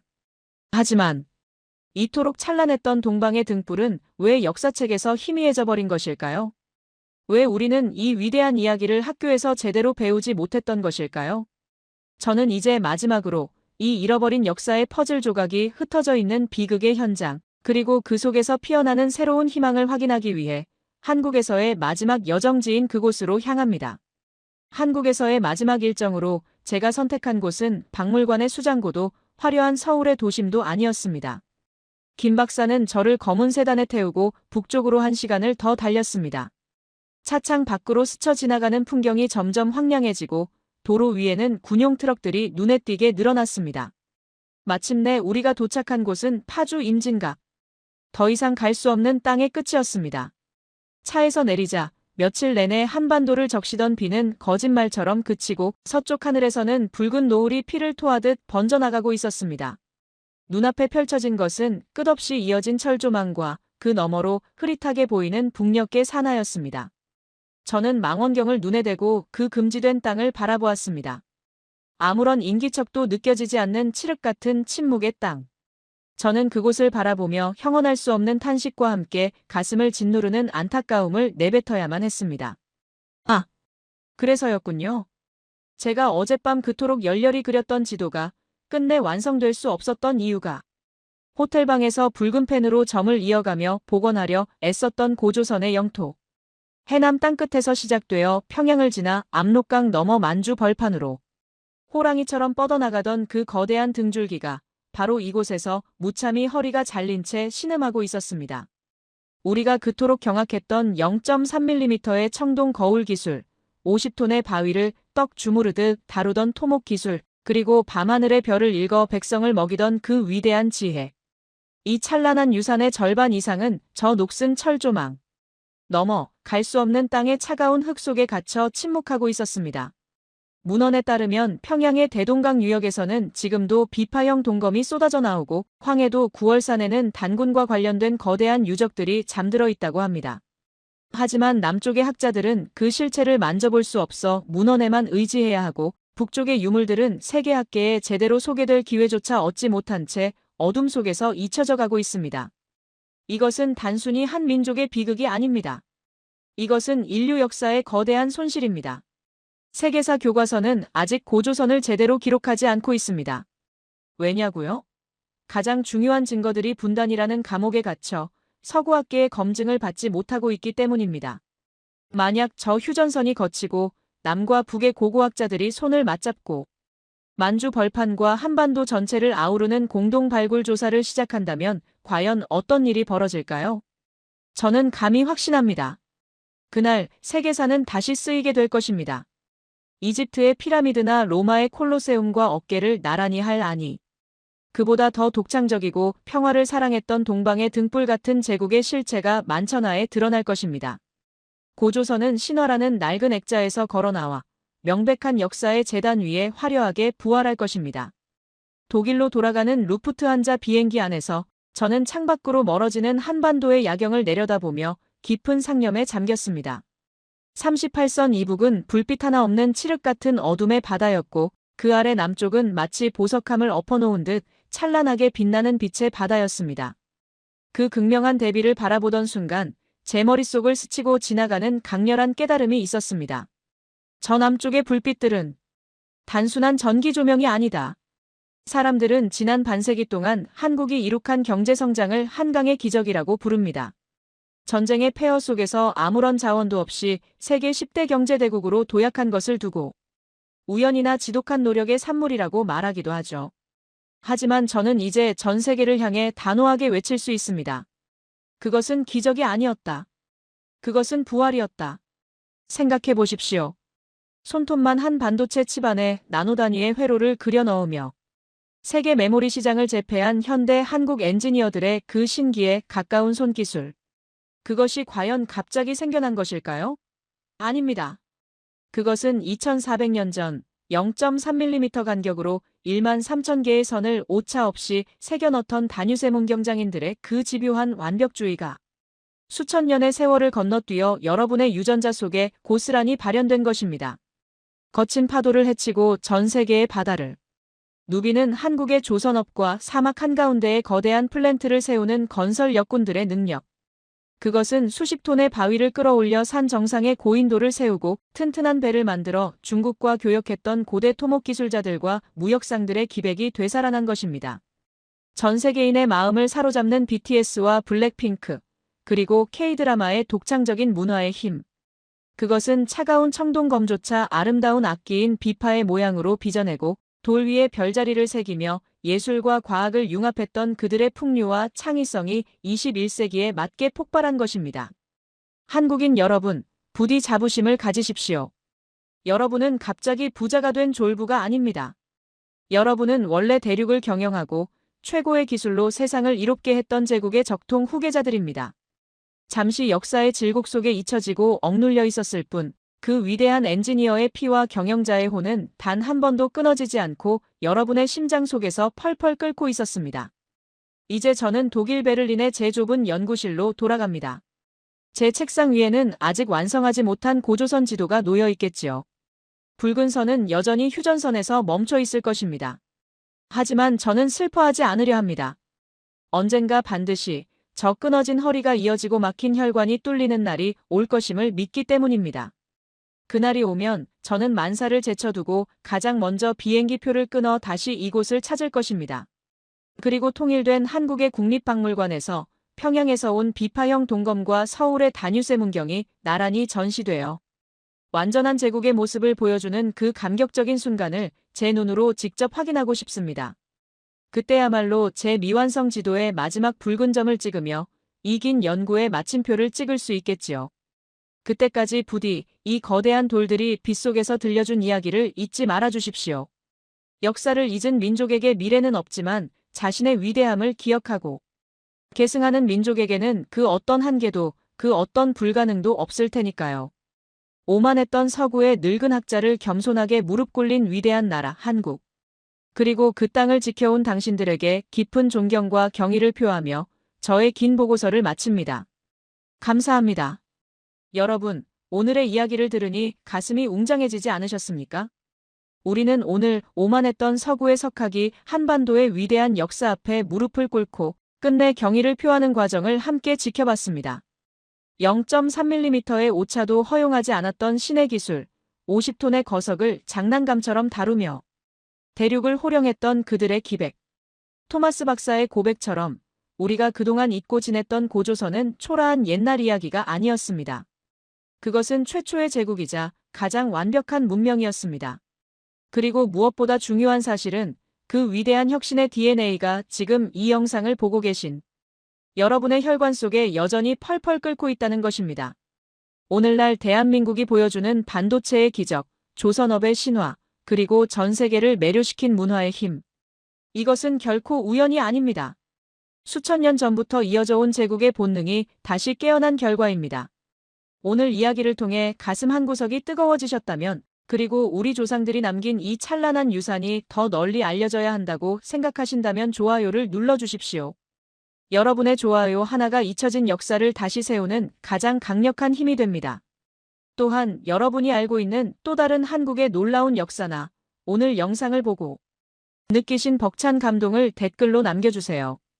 여러분의 소중한 의견이 모여 더 깊고 감동적인 이야기를 만드는 밑거름이 됩니다. 저희 채널은 앞으로도 전 세계 곳곳에 숨겨진 대한민국의 위대함을 찾아내어 여러분의 가슴을 뛰게 할 감동적인 사연으로 찾아오겠습니다. 잃어버린 역사의 퍼즐을 맞추는 이 여정을 놓치지 않으시려면 구독과 알림 설정 부탁드립니다. 역사를 기억하는 당신이 바로 이 시대의 진정한 주인공입니다. 시청해주셔서 감사합니다. 이 영상을 지금 공개해도 되는지 사실 아직도 확신이 서지 않습니다. 어쩌면 이 이야기가 세상에 나가는 순간 제가 평생을 바쳐온 학계에서 퇴출당할지도 모릅니다. 하지만 대한민국 국민 여러분은 이 진실을 알 권리가 있습니다. 지금 제 손에 들린 이 한 장의 유전자 분석 결과지. 이것은 며칠 전 경주 황남동의 깊은 땅속 그 누구의 손길도 닿지 않았던 왕릉의 가장 깊은 곳에서 채취한 시료의 분석 결과입니다. 저는 처음에 기계가 고장난 줄 알았습니다. 수십 번을 다시 검사하고 제 모국의 연구소에 교차 검증까지 요청했습니다. 하지만 결과는 변하지 않았습니다. 이것은 단순히 2000년 전의 뼈가 아닙니다. 이것은 중국이 그토록 감추고 싶어 했던 역사, 그리고 일본이 애써 부정해왔던 한반도의 진짜 주인이 누구인지를 증명하는 결정적인 열쇠입니다. 여러분이 학교에서 배웠던 역사, 그리고 스스로 작은 반도 국가의 후손이라고 생각했던 그 겸손함. 오늘부로 그 모든 것을 잊으셔도 좋습니다. 여러분의 몸속에는 저 좁은 땅덩어리에 갇혀 있을 피가 흐르고 있는 게 아니었습니다. 유라시아 대륙의 절반을 호령하고 로마 제국마저 공포에 떨게 만들었던 황금의 제왕. 그 거대한 대륙의 지배자가 바로 여러분의 직계 조상이라는 증거가 이 서류 안에 들어있기 때문입니다. 경주 흙더미 속에서 발견된 이 작은 조각 하나가 어떻게 전 세계 역사학계를 발칵 뒤집어 놓게 되었는지, 그리고 평범한 외국인 연구자였던 제가 왜 눈물을 흘리며 태극기 앞에 고개를 숙이게 되었는지, 지금부터 그 기적 같은 이야기를 시작하려 합니다. 이 진실이 널리 퍼질 수 있도록 이야기 시작 전 좋아요와 구독 한 번씩만 부탁드립니다. 역사를 잊은 민족에게 미래는 없지만 잃어버린 위대한 역사를 되찾은 민족에게는 찬란한 미래만이 있을 뿐입니다. 지금으로부터 몇 년 전, 제가 처음 한국 땅을 밟았던 그날의 공기가 아직도 코끝에 생생합니다. 몽골의 거친 바람과 건조한 대지에 익숙해져 있던 제게, 인천공항을 나서자마자 마주한 한국의 바람은 마치 부드러운 비단처럼 제 피부를 감싸 안았습니다. 당시 저는 유라시아 대륙의 고대 유목문화를 연구하는 젊은 학자였고, 한국이라는 나라는 그저 경제적으로 성공한 현대국가 혹은 동쪽 끝에 붙어있는 작은 반도 정도로만 인식하고 있었습니다. 솔직히 고백하자면 그때의 저는 꽤나 오만한 편견에 사로잡혀 있었습니다. 대륙을 호령하던 칭기즈칸의 후예라는 자부심, 그리고 드넓은 초원을 무대로 했던 거대 역사의 관점에서 보았을 때 한반도의 고대사는 중국의 그늘에 가려진 아류 문화일 것이라고 섣불리 짐작했었기 때문입니다. 하지만 KTX라는 놀랍도록 빠르고 정숙한 기차에 몸을 싣고 서울을 떠나 남쪽으로 향하는 동안 차창 밖으로 스쳐 지나가는 풍경들은 제 마음속에 알 수 없는 묘한 파동을 일으키기 시작했습니다. 산과 산이 끊어질 듯 이어지고 그 사이사이 촘촘히 들어선 마을과 논밭들은 마치 거대한 정원처럼 잘 정돈되어 있었습니다. 하지만 제가 진정한 충격을 받은 순간은 기차가 신경주역에 도착하고 마중 나온 한국인 동료 교수의 차를 타고 시내로 들어서면서부터였습니다. 차창 밖으로 거대한 언덕들이 하나둘 눈에 들어오기 시작했습니다. 처음에는 그저 자연적으로 솟아난 야산이나 구릉이라고 생각했습니다. 부드러운 곡선을 그리며 솟아오른 푸른 언덕들은 도심 한복판에, 그것도 사람들이 사는 집 바로 옆에 아무렇지 않게 자리 잡고 있었습니다. 박사님, 저기 보이는 저 언덕들은 공원입니까? 산책로치고는 형태가 아주 독특하군요. 제 질문에 운전대를 잡고 있던 김 교수님은 빙그레 웃으며 대답했습니다. 저게 바로 신라의 왕들이 잠들어 있는 무덤입니다. 우리는 저걸 능이라고 부르지요. 순간 저는 제 귀를 의심했습니다. 무덤이라고요? 제가 알고 있는 상식선에서 왕의 무덤이란 이집트의 피라미드처럼 사막 한가운데 있거나 중국의 황릉처럼 인가와 멀리 떨어진 깊은 산속에 위압적으로 숨어 있어야 했습니다. 죽음은 산자들의 공간과 철저히 분리되어야 한다는 것이 고대인들의 보편적인 사고방식이었으니까요. 그런데 이곳 경주는 달랐습니다. 죽음이 삶의 공간 한가운데에 마치 밥상머리에 놓인 물그릇처럼 자연스럽게 놓여 있었습니다. 아이들은 그 거대한 무덤가에서 뛰어놀고 연인들은 그 사이길을 걸으며 사랑을 속삭이고 있었습니다. 삶과 죽음이 경계 없이 어우러진 이 기이하고도 평화로운 풍경 앞에서 저는 난생 처음 보는 문화적 충격의 할 말을 잃고 말았습니다. 김 교수님은 멍하니 창밖을 바라보는 저를 경주 시내의 대릉원, 그 중에서도 가장 거대하다는 황남대총 앞으로 데려갔습니다. 차에서 내려 그 압도적인 규모의 고분 앞에 섰을 때 저는 단순한 놀라움을 넘어선 어떤 전율을 느꼈습니다. 높이가 아파트 7, 8층 높이에 달하고 길이가 120m가 넘는다는 그 거대한 무덤은 인간이 만들었다기보다는 마치 신이 흙을 빚어 툭 던져놓은 듯한 웅장함을 자랑하고 있었습니다. 그런데 이상했습니다. 그 거대한 흙더미를 바라보고 있자니 낯선 타국에 와 있다는 긴장감보다는 마치 오래전 떠나온 고향 집에 돌아온 듯한 아련한 그리움이 밀려오는 것이었습니다. 저는 홀린 듯이 고분 가까이 다가가 그 표면을 덮고 있는 잔디와 흙의 질감을 눈으로 좇았습니다. 그리고 학자로서의 직감이 머릿속을 강타했습니다. 이것은 중국의 무덤 양식과는 완전히 달랐습니다. 중국의 고대 무덤들은 대부분 벽돌을 쌓아 방을 만들고 그 안에 관을 안치하는 전축분이나 굴을 파서 만드는 석실분 형태를 띱니다. 언제든 도굴꾼들이 입구를 찾아 들어갈 수 있는 구조지요. 하지만 제 눈앞에 있는 이 신라의 무덤은 달랐습니다. 겉으로 보기에는 흙으로 덮여 있지만 그 속은 엄청난 양의 돌무더기로 꽉 채워져 있고 그 돌무더기 깊숙한 곳에 나무로 짠 곽이 들어있는 구조, 학술 용어로 적성목곽분이라 불리는 양식이었습니다. 심장이 쿵쾅거리기 시작했습니다. 적성목곽분. 돌을 쌓고 나무곽을 넣는 무덤. 이것은 농경 민족의 문화가 아니었습니다. 평생을 한 곳에 정착해 농사를 짓는 사람들은 흙을 다루는데 익숙하지만 이토록 무식할 정도로 많은 돌을 쌓아 올리는 방식은 오직 한 부류, 바로 북방의 초원을 달리던 기마민족 유목민들의 전유물이었습니다. 김 교수님, 이 무덤. 혹시 발굴 당시에 돌이 나오지 않았습니까? 주먹만한 강돌들이 수도 없이 쏟아져 나왔을 텐데요. 제 다급한 질문에 김 교수님은 놀란 눈으로 저를 쳐다보았습니다. 아니, 그걸 어떻게 아십니까? 맞습니다. 황남대총을 발굴할 때 트럭 수백 대 분량의 돌이 나왔지요. 그 돌들이 도구를 막아준 덕분에 천년이 지나도 유물들이 온전할 수 있었고요. 그의 대답을 듣는 순간 제 머릿속에 있던 퍼즐 조각 하나가 탁 하고 맞춰지는 소리가 들렸습니다. 몽골의 알타이 산맥, 그리고 러시아의 남부 초원지대에서 발굴되던 고대 흉노의 무덤, 쿠르간이 바로 이와 똑같은 구조였습니다. 수천 킬로미터 떨어진 유라시아 대륙의 서쪽 끝과 이곳 동쪽 끝. 한반도의 경주가 같은 방식의 죽음을 공유하고 있다는 사실. 이것은 단순한 우연일까요? 하지만 놀라움은 거기서 끝나지 않았습니다. 김 교수님의 안내로 국립경주박물관에 들어섰을 때 저는 그곳에 전시된 유물들을 보고 비명을 지를 뻔했습니다. 유리 진열장 안에서 황금빛 찬란한 광채를 뿜어내고 있는 금관과 허리띠 장식들. 그 정교한 세공 기술과 화려함은 제가 여태껏 보아왔던 그 어떤 고대 국가의 유물보다 압도적이었습니다. 그런데 제 시선을 사로잡은 것은 금관의 화려함 자체가 아니었습니다. 바로 금관에 달려있는 장식들의 모양이었습니다. 나뭇가지 모양으로 뻗어나가는 세움 장식, 그리고 그 끝에 매달려 영롱하게 빛나는 옥 고곡들. 그리고 무엇보다 금관 테두리를 장식하고 있는 수많은 아주 작은 금 알갱이들. 누금 기법, 그래니얼레이션.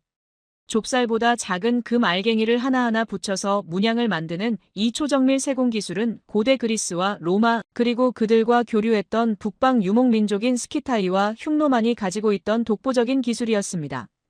중국의 한족들은 금보다는 옥을 숭상했고 이런 방식의 금 세공 기술을 주력으로 사용하지 않았습니다. 그런데 유라시아 대륙의 끝, 신라라는 나라에서 이토록 완벽한 형태의 아니 본토보다 더 발전된 형태의 누금 세공품이 발견되다니요. 게다가 저 사슴뿔 모양의 장식은 시베리아 샤먼들이 쓰던 의식용 관과 너무나도 닮아 있었습니다. 박물관을 둘러보는 내내 저는 혼란스러웠습니다. 제가 책으로 배웠던 한국사는 중국 문화의 영향을 받은 유교 국가였습니다. 하지만 제 눈앞에 펼쳐진 신라의 모습은 전혀 달랐습니다. 이곳은 중국의 아류가 아니라 오히려 저 먼 북방의 초원, 황금의 제국과 혈관이 연결된 형제처럼 느껴졌습니다.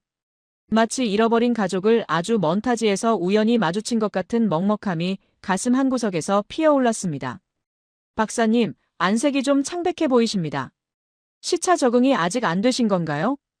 걱정스레 묻는 김 교수님에게 저는 떨리는 목소리로 되물었습니다.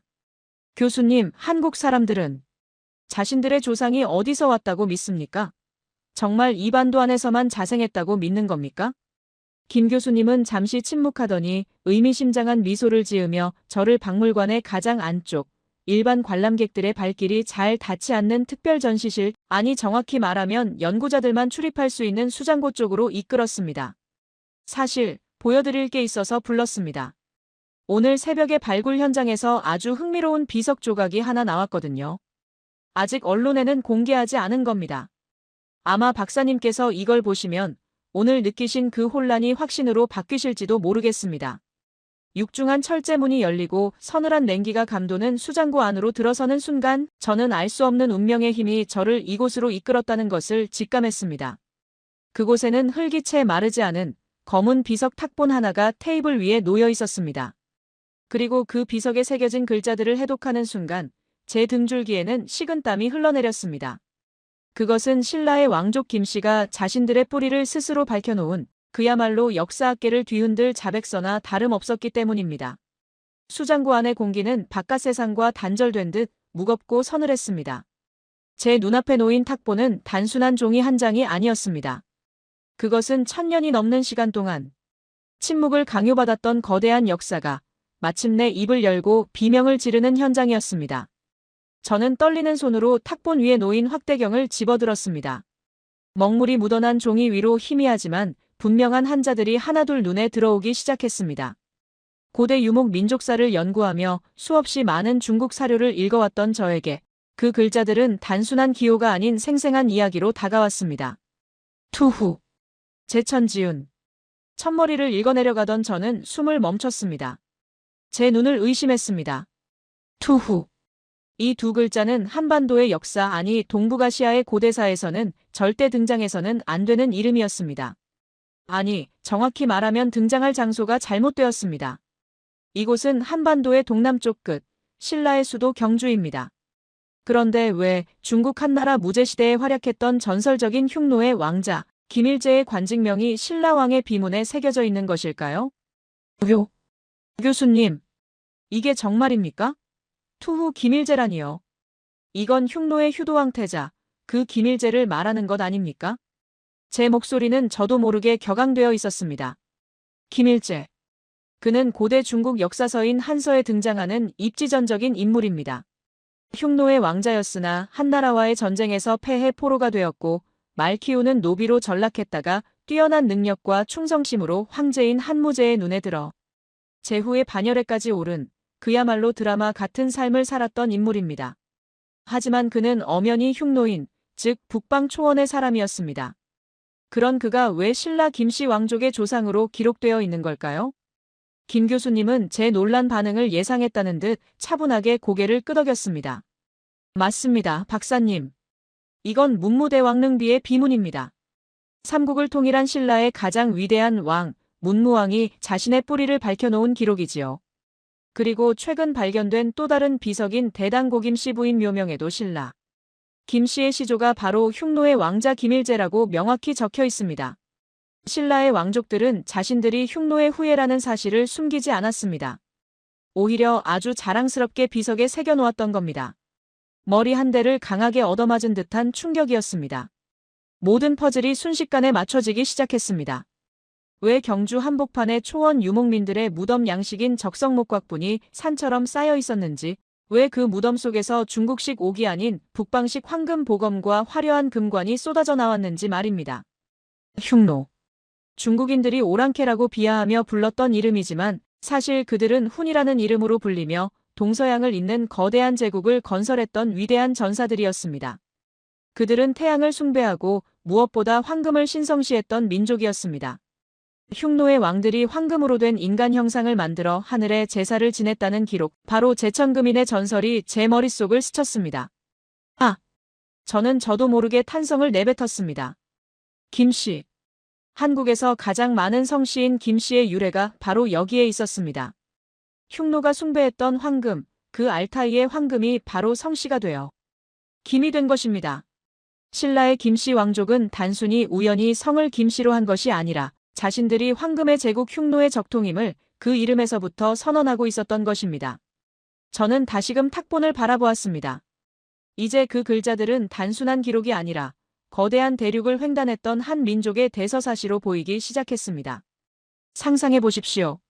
저 먼 북방의 몽골 초원에서 시작된 거대한 말발굽 소리가 중국 대륙을 가로지르고 역사의 소용돌이 속에서 살아남기 위해 동쪽으로, 더 동쪽으로 이동하여 마침내 한반도의 동쪽 끝 경주에 닿았을 그 험난하고도 위대한 여정을 말입니다. 그들은 단순히 도망쳐온 것이 아니었습니다. 그들은 자신들의 문화, 황금을 다루는 기술, 강력한 기마 전술, 그리고 불굴의 개척 정신을 고스란히 간직한 채 이 땅에 도착했고 토착 세력과 융합하여 신라라는 찬란한 황금의 나라를 건설했던 것입니다.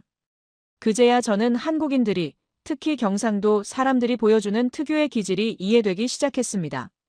평소에는 예의 바르고 조용하지만 한번 뜻을 세우면 무서울 정도의 뚝심과 단결력을 보여주는 그 기질. 그리고 빨리빨리로 대변되는 역동성. 그것은 좁은 반도에 갇혀 살던 소극적인 농경 민족의 기질이 아니었습니다. 그것은 광활한 초원을 질주하며 목표를 향해 거침없이 나아가던 기마. 민족의 뜨거운 피가 그들의 혈관 속에 여전히 흐르고 있다는 증거였습니다. 박사님, 한국 사람들은 자신들을 한민족이라고 부르며 단일 민족임을 강조해 왔습니다. 하지만 보시다시피 우리의 핏줄 속에는 저 광활한 유라시아 대륙을 호령하던 북방의 기상도 함께 흐르고 있습니다. 우리는 반도의 작은 나라가 아니라 대륙의 끝이자 시작인 나라였던 셈이지요. 김 교수님의 말씀에 저는 가슴이 벅차올라 아무 말도 할 수 없었습니다. 저는 그동안 한국을 너무 좁게만 보고 있었습니다. 세계 10위권의 경제대국 K-파프과 반도체의 나라 정도로만 생각했지, 그 저변에 깔린 역사적 뿌리가 이토록 웅장하고 거대할 줄은 꿈에도 몰랐던 것입니다. 한국은 동아시아의 구석에 고립된 섬이 아니라 유라시아 대륙의 문명과 에너지가 최종적으로 응축되어 폭발한 용광로와도 같은 곳이었습니다. 하지만 학자로서의 냉철한 이성이 다시 고개를 들었습니다. 비석의 기록은 분명 강력한 증거지만 역사학에서는 문헌 기록만으로는 100% 확신할 수 없는 법입니다. 고대 왕실이 자신들의 권위를 높이기 위해 족보를 미화했을 가능성도 배제할 수는 없으니까요. 교수님, 비문의 내용은 정말 놀랍습니다. 하지만 서구학계나 중국학계에서 이것만으로 인정해 줄까요? 그들은 이것을 신라 왕실의 정치적 선전이나 가짜 족보라고 깎아내릴 수도 있습니다. 혹시 이 기록을 뒷받침할 만한 부인할 수 없는 과학적인 물증은 없습니까? 제 질문에 김 교수님의 눈빛이 순간 날카롭게 빛났습니다. 그는 잠시 주위를 둘러보더니 목소리를 한층 더 낮추며 제게 가까이 다가왔습니다. 역시 예리하시군요. 맞습니다. 문헌은 조작될 수 있죠. 그래서 우리는 더 확실한 것을 찾고 있었습니다.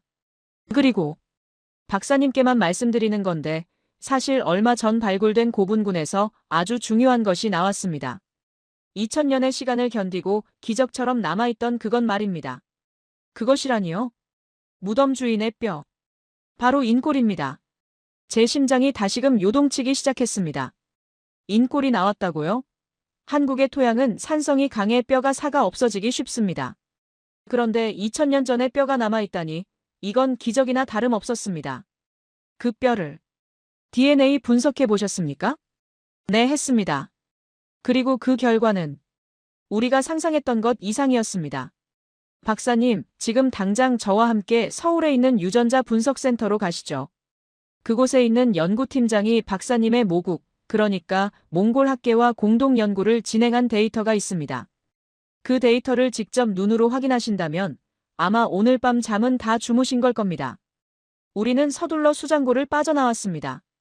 이미 해는 져서 어둑해진 경주의 밤거리, 조명을 받아 황금빛으로 빛나는 첨성대가 차창 밖으로 스쳐 지나갔습니다. 저는 차 안에서 끊임없이 생각했습니다. 만약 DNA 분석 결과마저 비문의 내용과 일치한다면, 만약 신라 왕족의 유전자가 현재의 한반도 사람들보다 저 먼 북방, 중앙아시아나 몽골의 유전자와 더 가깝게 나온다면, 이것은 단순히 한국사의 수정이 아니라 세계사의 미스터리 중 하나인 훈족의 대이동과 게르만 민족의 대이동, 그리고 로마 제국의 멸망으로 이어지는 나비 효과의 시작점이 바로 이 동쪽 끝 신라와 연결되어 있다는 거대한 증명이 될 터였습니다. 서울로 향하는 고속도로 위에서 저는 문득 제 손을 내려다보았습니다. 그리고 운전대를 잡고 있는 김 교수님의 옆모습을 바라보았습니다. 평범해 보이는 한국인의 얼굴. 쌍꺼풀 없는 눈매와 튀어나온 광대뼈. 어쩌면 저 얼굴 속에 2000년 전 유럽을 공포에 떨게 하고 로마 교황마저 무릎 꿇게 만들었던 신의 채찍 아틸라의 형제들이 숨쉬고 있는 것은 아닐까. 그날 밤 서울의 한 대학 연구실 모니터. 화면에 띄워진 복잡한 그래프와 도표들 앞에서 저는 제 학자로서의 인생에서 가장 충격적인 순간을 맞이하게 됩니다. 그것은 부정할 수 없는 과학의 언어로 쓰인 핏줄의 증명서였습니다. 수장고를 나와 잠시 숨을 고르기 위해 김 교수님의 연구실로 돌아왔을 때였습니다. 창밖 교정에는 수업을 마친 대학생들이 삼삼오오 모여 웃으며 대화를 나누고 있었고 그 활기찬 소음이 열린 창틈으로 흘러들어왔습니다. 멍하니 그 소리를 듣던 저는 문득 기이한 감각에 사로잡혔습니다. 방금 확인한 비석의 충격이 채 가시기도 전에 제 귀가 또 다른 진실을 포착해낸 것입니다. 저는 언어학자는 아니지만 고대 유목 민족사를 연구하며 수많은 언어의 구조를 접해왔습니다. 그때 제 머릿속을 스친 것은 아주 근본적인 의문이었습니다. 교수님, 생각해보면 참 이상하지 않습니까? 신라는 1000년 동안 중국의 거대한 문화적 영향을 받았고 한자를 공식 문자로 썼습니다. 보통 제국 옆에 붙어 있는 나라들은 언어까지 동화되기 마련이죠.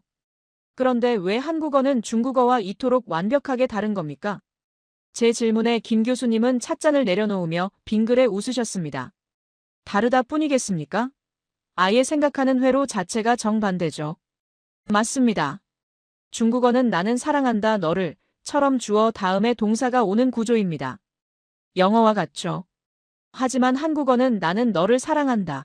즉 주어와 목적어가 먼저 나오고 가장 중요한 동사가 맨 마지막에 나옵니다. 끝까지 들어봐야 그 속뜻을 알 수 있는 구조. 그런데 이 독특한 문법 구조, 제가 어디서 가장 많이 들었는지 아십니까? 바로 튀르키예에서 시작해 중앙아시아, 몽골, 만주를 거쳐 한반도로 이어지는 거대한 언어의 강, 알타이 어족입니다. 저는 자리에서 일어나 세계 지도를 짚으며 흥분된 목소리로 말했습니다. 몽골어로 나는 밥을 먹는다는 비호올 이드네입니다. 어순이 한국어와 100% 똑같습니다. 심지어 단어 뒤에 은는이가 같은 조사를 붙여 쓰는 방식까지 쌍둥이처럼 닮아 있습니다. 수천 년 동안 중국이라는 거대 문명 바로 옆에 살면서도 당신들의 조상은 뇌 구조 자체가 다른 말의 뼈대를 절대 바꾸지 않은 겁니다. 한자는 빌려 썼을지언정 그 한자를 우리말 순서대로 뜯어 고쳐서 이두나 향차를 만들어 썼던 그 지독한 고집. 그건 단순한 습관이 아니라 우리는 중국과 다르다는 처절한 자존심이었던 겁니다. 그뿐만이 아니었습니다. 제가 몽골 유목민들과 생활할 때 매일같이 쓰던 단어들이 한국어 속에 그대로 살아있다는 사실을 깨닫자 소름이 돋았습니다. 교수님, 한국 사람들이 아버지를 친근하게 부를 때 아빠 APPA라고 하죠. 몽골이나 튀르크 계열 유목민들도 아버지를 아바 혹은 아파라고 부릅니다. 엄마는 엄마 혹은 오마라고 하고요. 가장 본능적이고 기초적인 태어나자마자 배우는 첫 단어가 공유되고 있다는 건 무엇을 의미할까요? 우리가 아주 오래전 같은 천막 아래서 젖을 먹고 자란 형제였다는 증거가 아니면 무엇이겠습니까? 그리고 저는 결정적인 단어 하나를 꺼냈습니다. 아까 비석에서 보았던 관직명들이 떠올랐기 때문입니다. 신라의 역사책을 보면 각간, 마립간, 이찬 같은 호칭들이 나옵니다. 여기서 간이나 찬은 몽골과 튀르크의 위대한 지도자. 칸 혹은 타르칸과 어원이 같습니다. 신라의 왕실에서 신하들이 왕을 부를 때 그 울림은 중국 황실의 부드러운 성조와는 전혀 달랐을 겁니다. 마치 몽골의 부족회의 쿠릴타이처럼 거칠고 힘찬 북방의 언어가 경주 벌판을 울렸겠지요. 상상이 되십니까? 비단옷을 입고 붓으로 한자를 쓰고 있지만 입으로는 초원의 언어를 말하고 있는 신라의 귀족들. 그들에게 중국어는 그저 외교와 비즈니스를 위한 외국어였을 뿐 그들의 영혼을 지배하고 감정을 나누는 모국어는 여전히 저 드넓은 유라시아 대륙의 거친 바람 소리를 담고 있었던 것입니다. 언어는 존재의 집이라고 했습니다.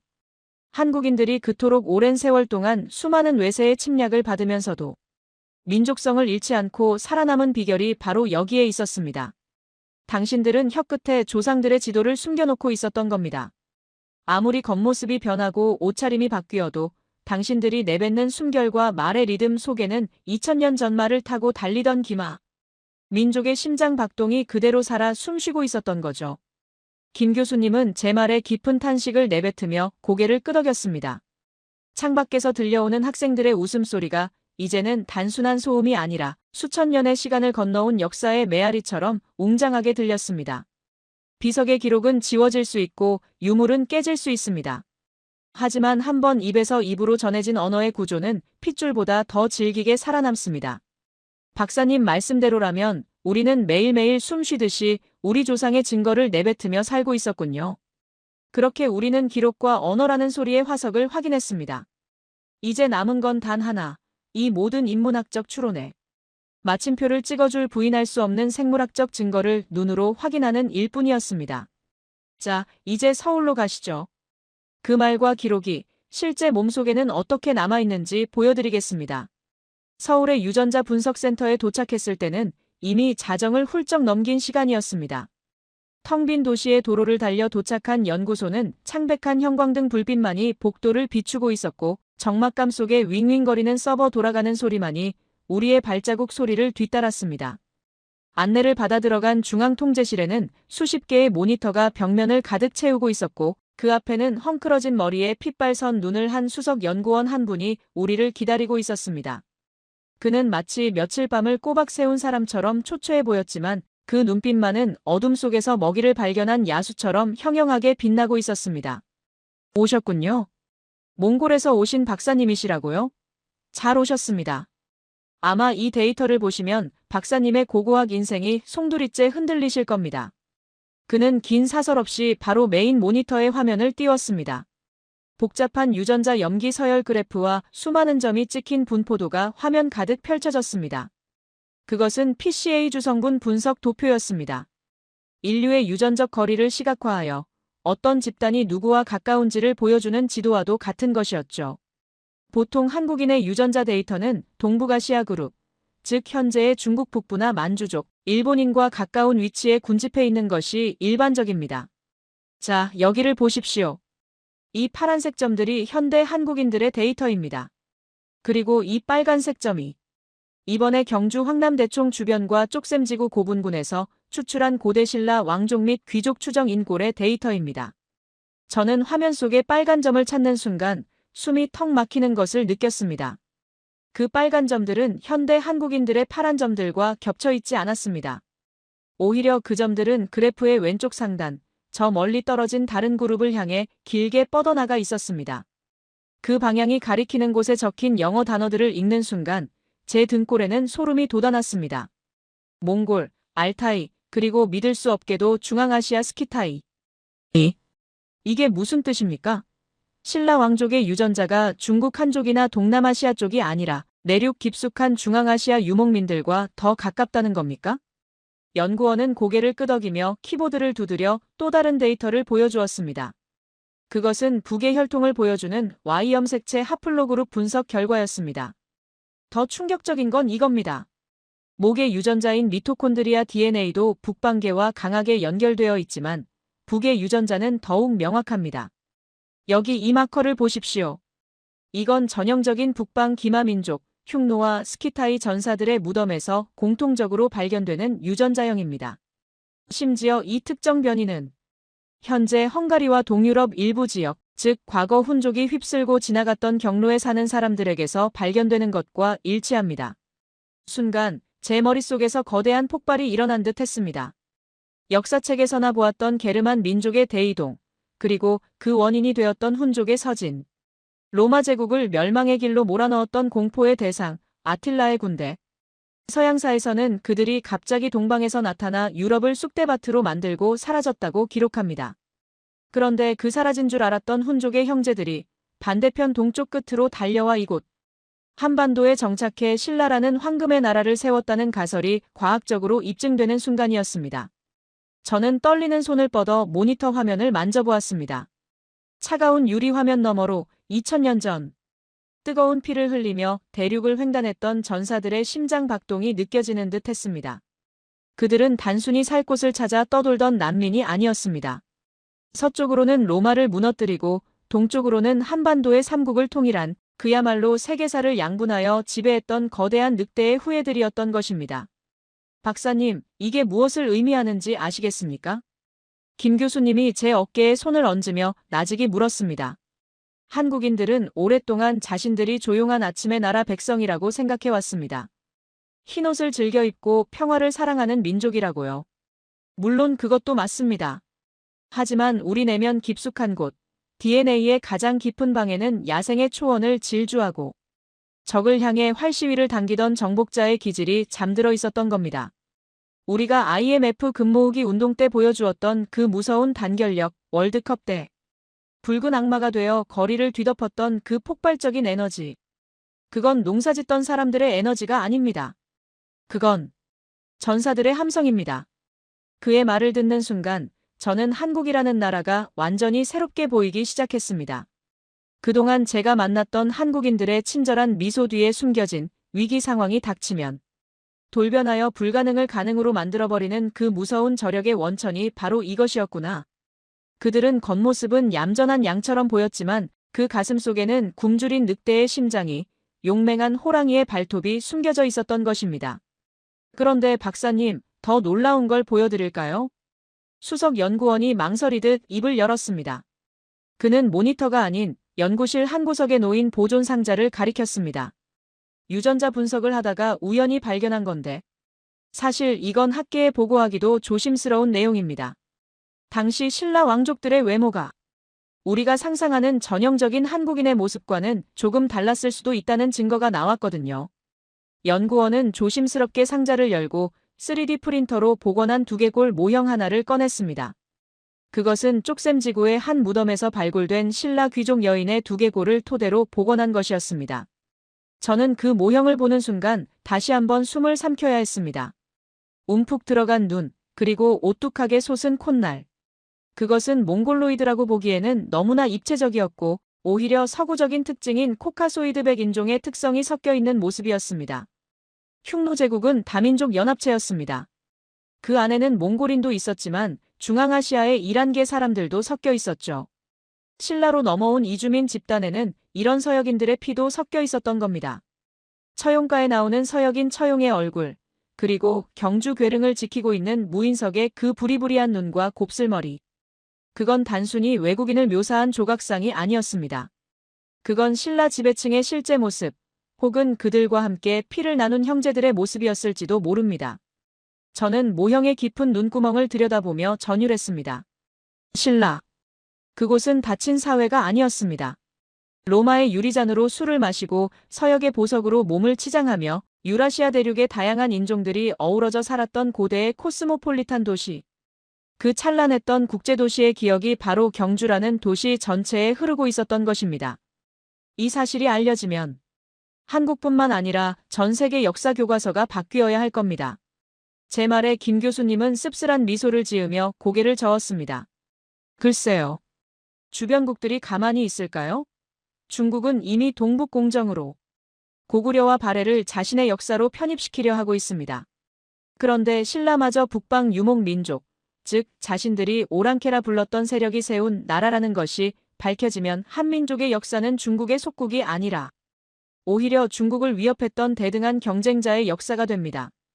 일본은 또 어떻고요? 한반도 남부가 미개해서 자신들이 지배했다고 주장하고 싶은데 사실은 대륙의 최첨단 문명과 무력을 가진 집단이 지배층이었다는 걸 인정하고 싶지 않겠지요. 그의 말에는 뼈가 있었습니다.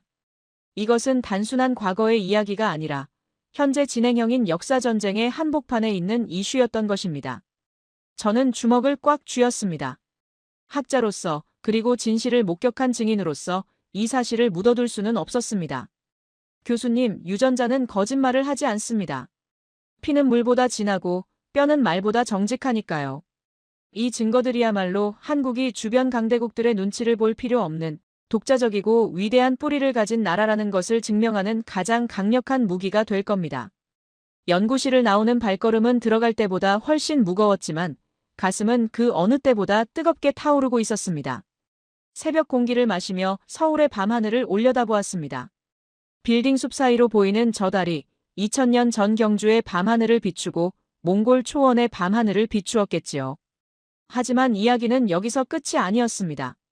유전자와 비석이 증명한 이 혈통의 비밀이 실제 유물과 문화 속에는 얼마나 구체적으로 그리고 얼마나 아름답게 남아있는지 확인해야 했습니다. 김 교수님은 제게 마지막으로 보여줄 것이 있다며 다시 경주로 내려가자고 했습니다. 그곳에 있는 전 세계에서 유일하게 한국에서만 볼 수 있다는 어떤 유물이 이 모든 미스터리의 마침표를 찍어줄 것이라고 말하면서요. 서울에서의 그 충격적인 밤을 보낸 후 우리는 날이 밝자마자 다시 경주로 내려왔습니다. 몸은 피곤했지만 정신은 그 어느 때보다 맑게 깨어 있었습니다. 어제까지 제가 보았던 경주의 유물들이 아름다운 옛 물건이었다면 DNA 결과를 확인하고 난 지금의 제게. 그것들은 살아남은 자들의 치열한 생존 기록이자 잃어버린 고향을 향한 사무치는 그리움의 결정체로 다가왔기 때문입니다. 김 교수님은 저를 국립경주박물관의 가장 깊숙한 곳, 특별전시실의 단독 진열장 앞으로 데려갔습니다.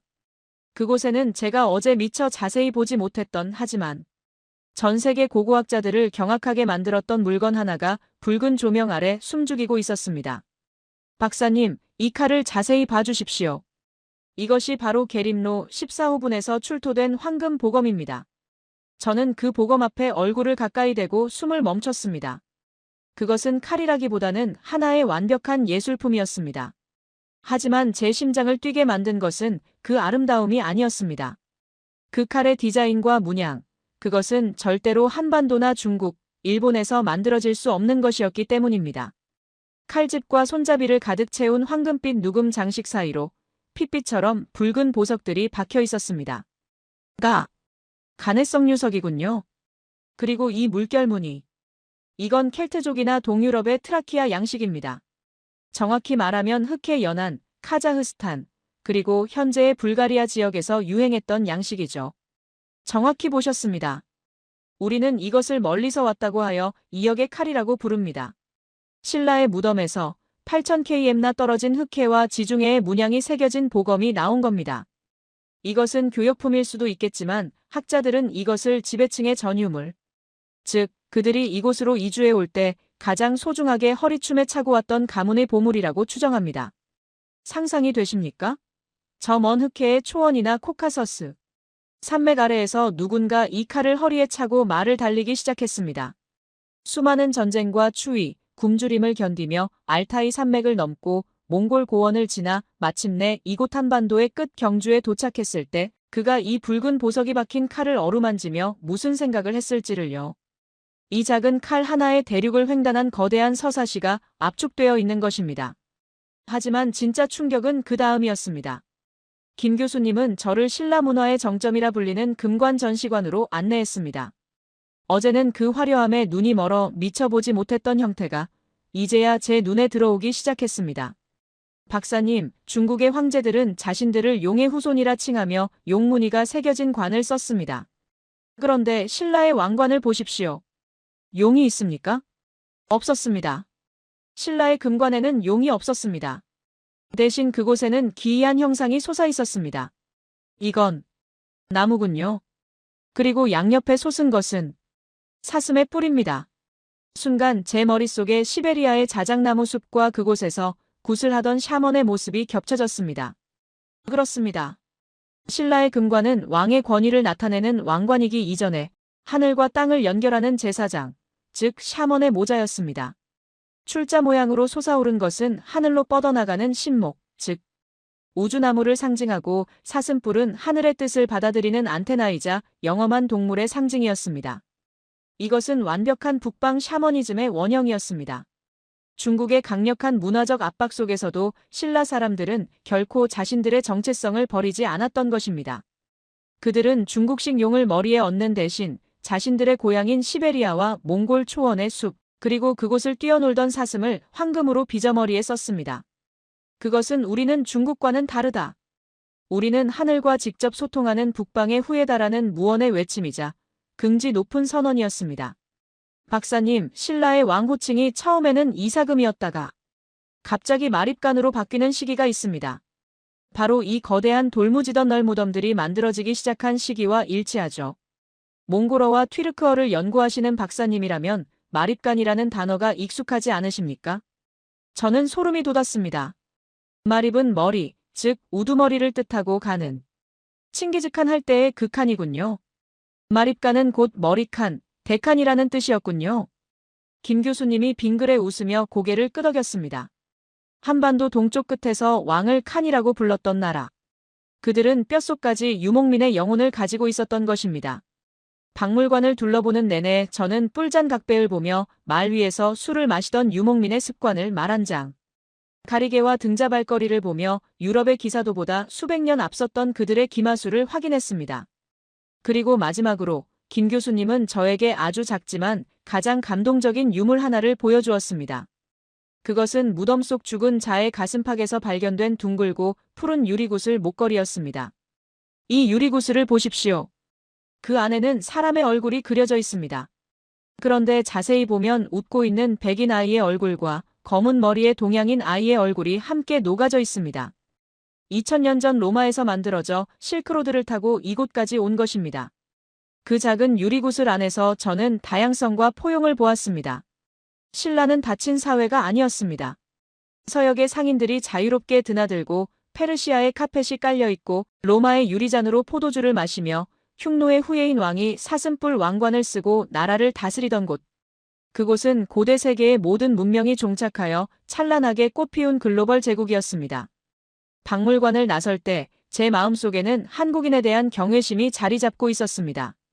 그들은 단순히 조상 잘 만나서 잘 사는 사람들이 아니었습니다.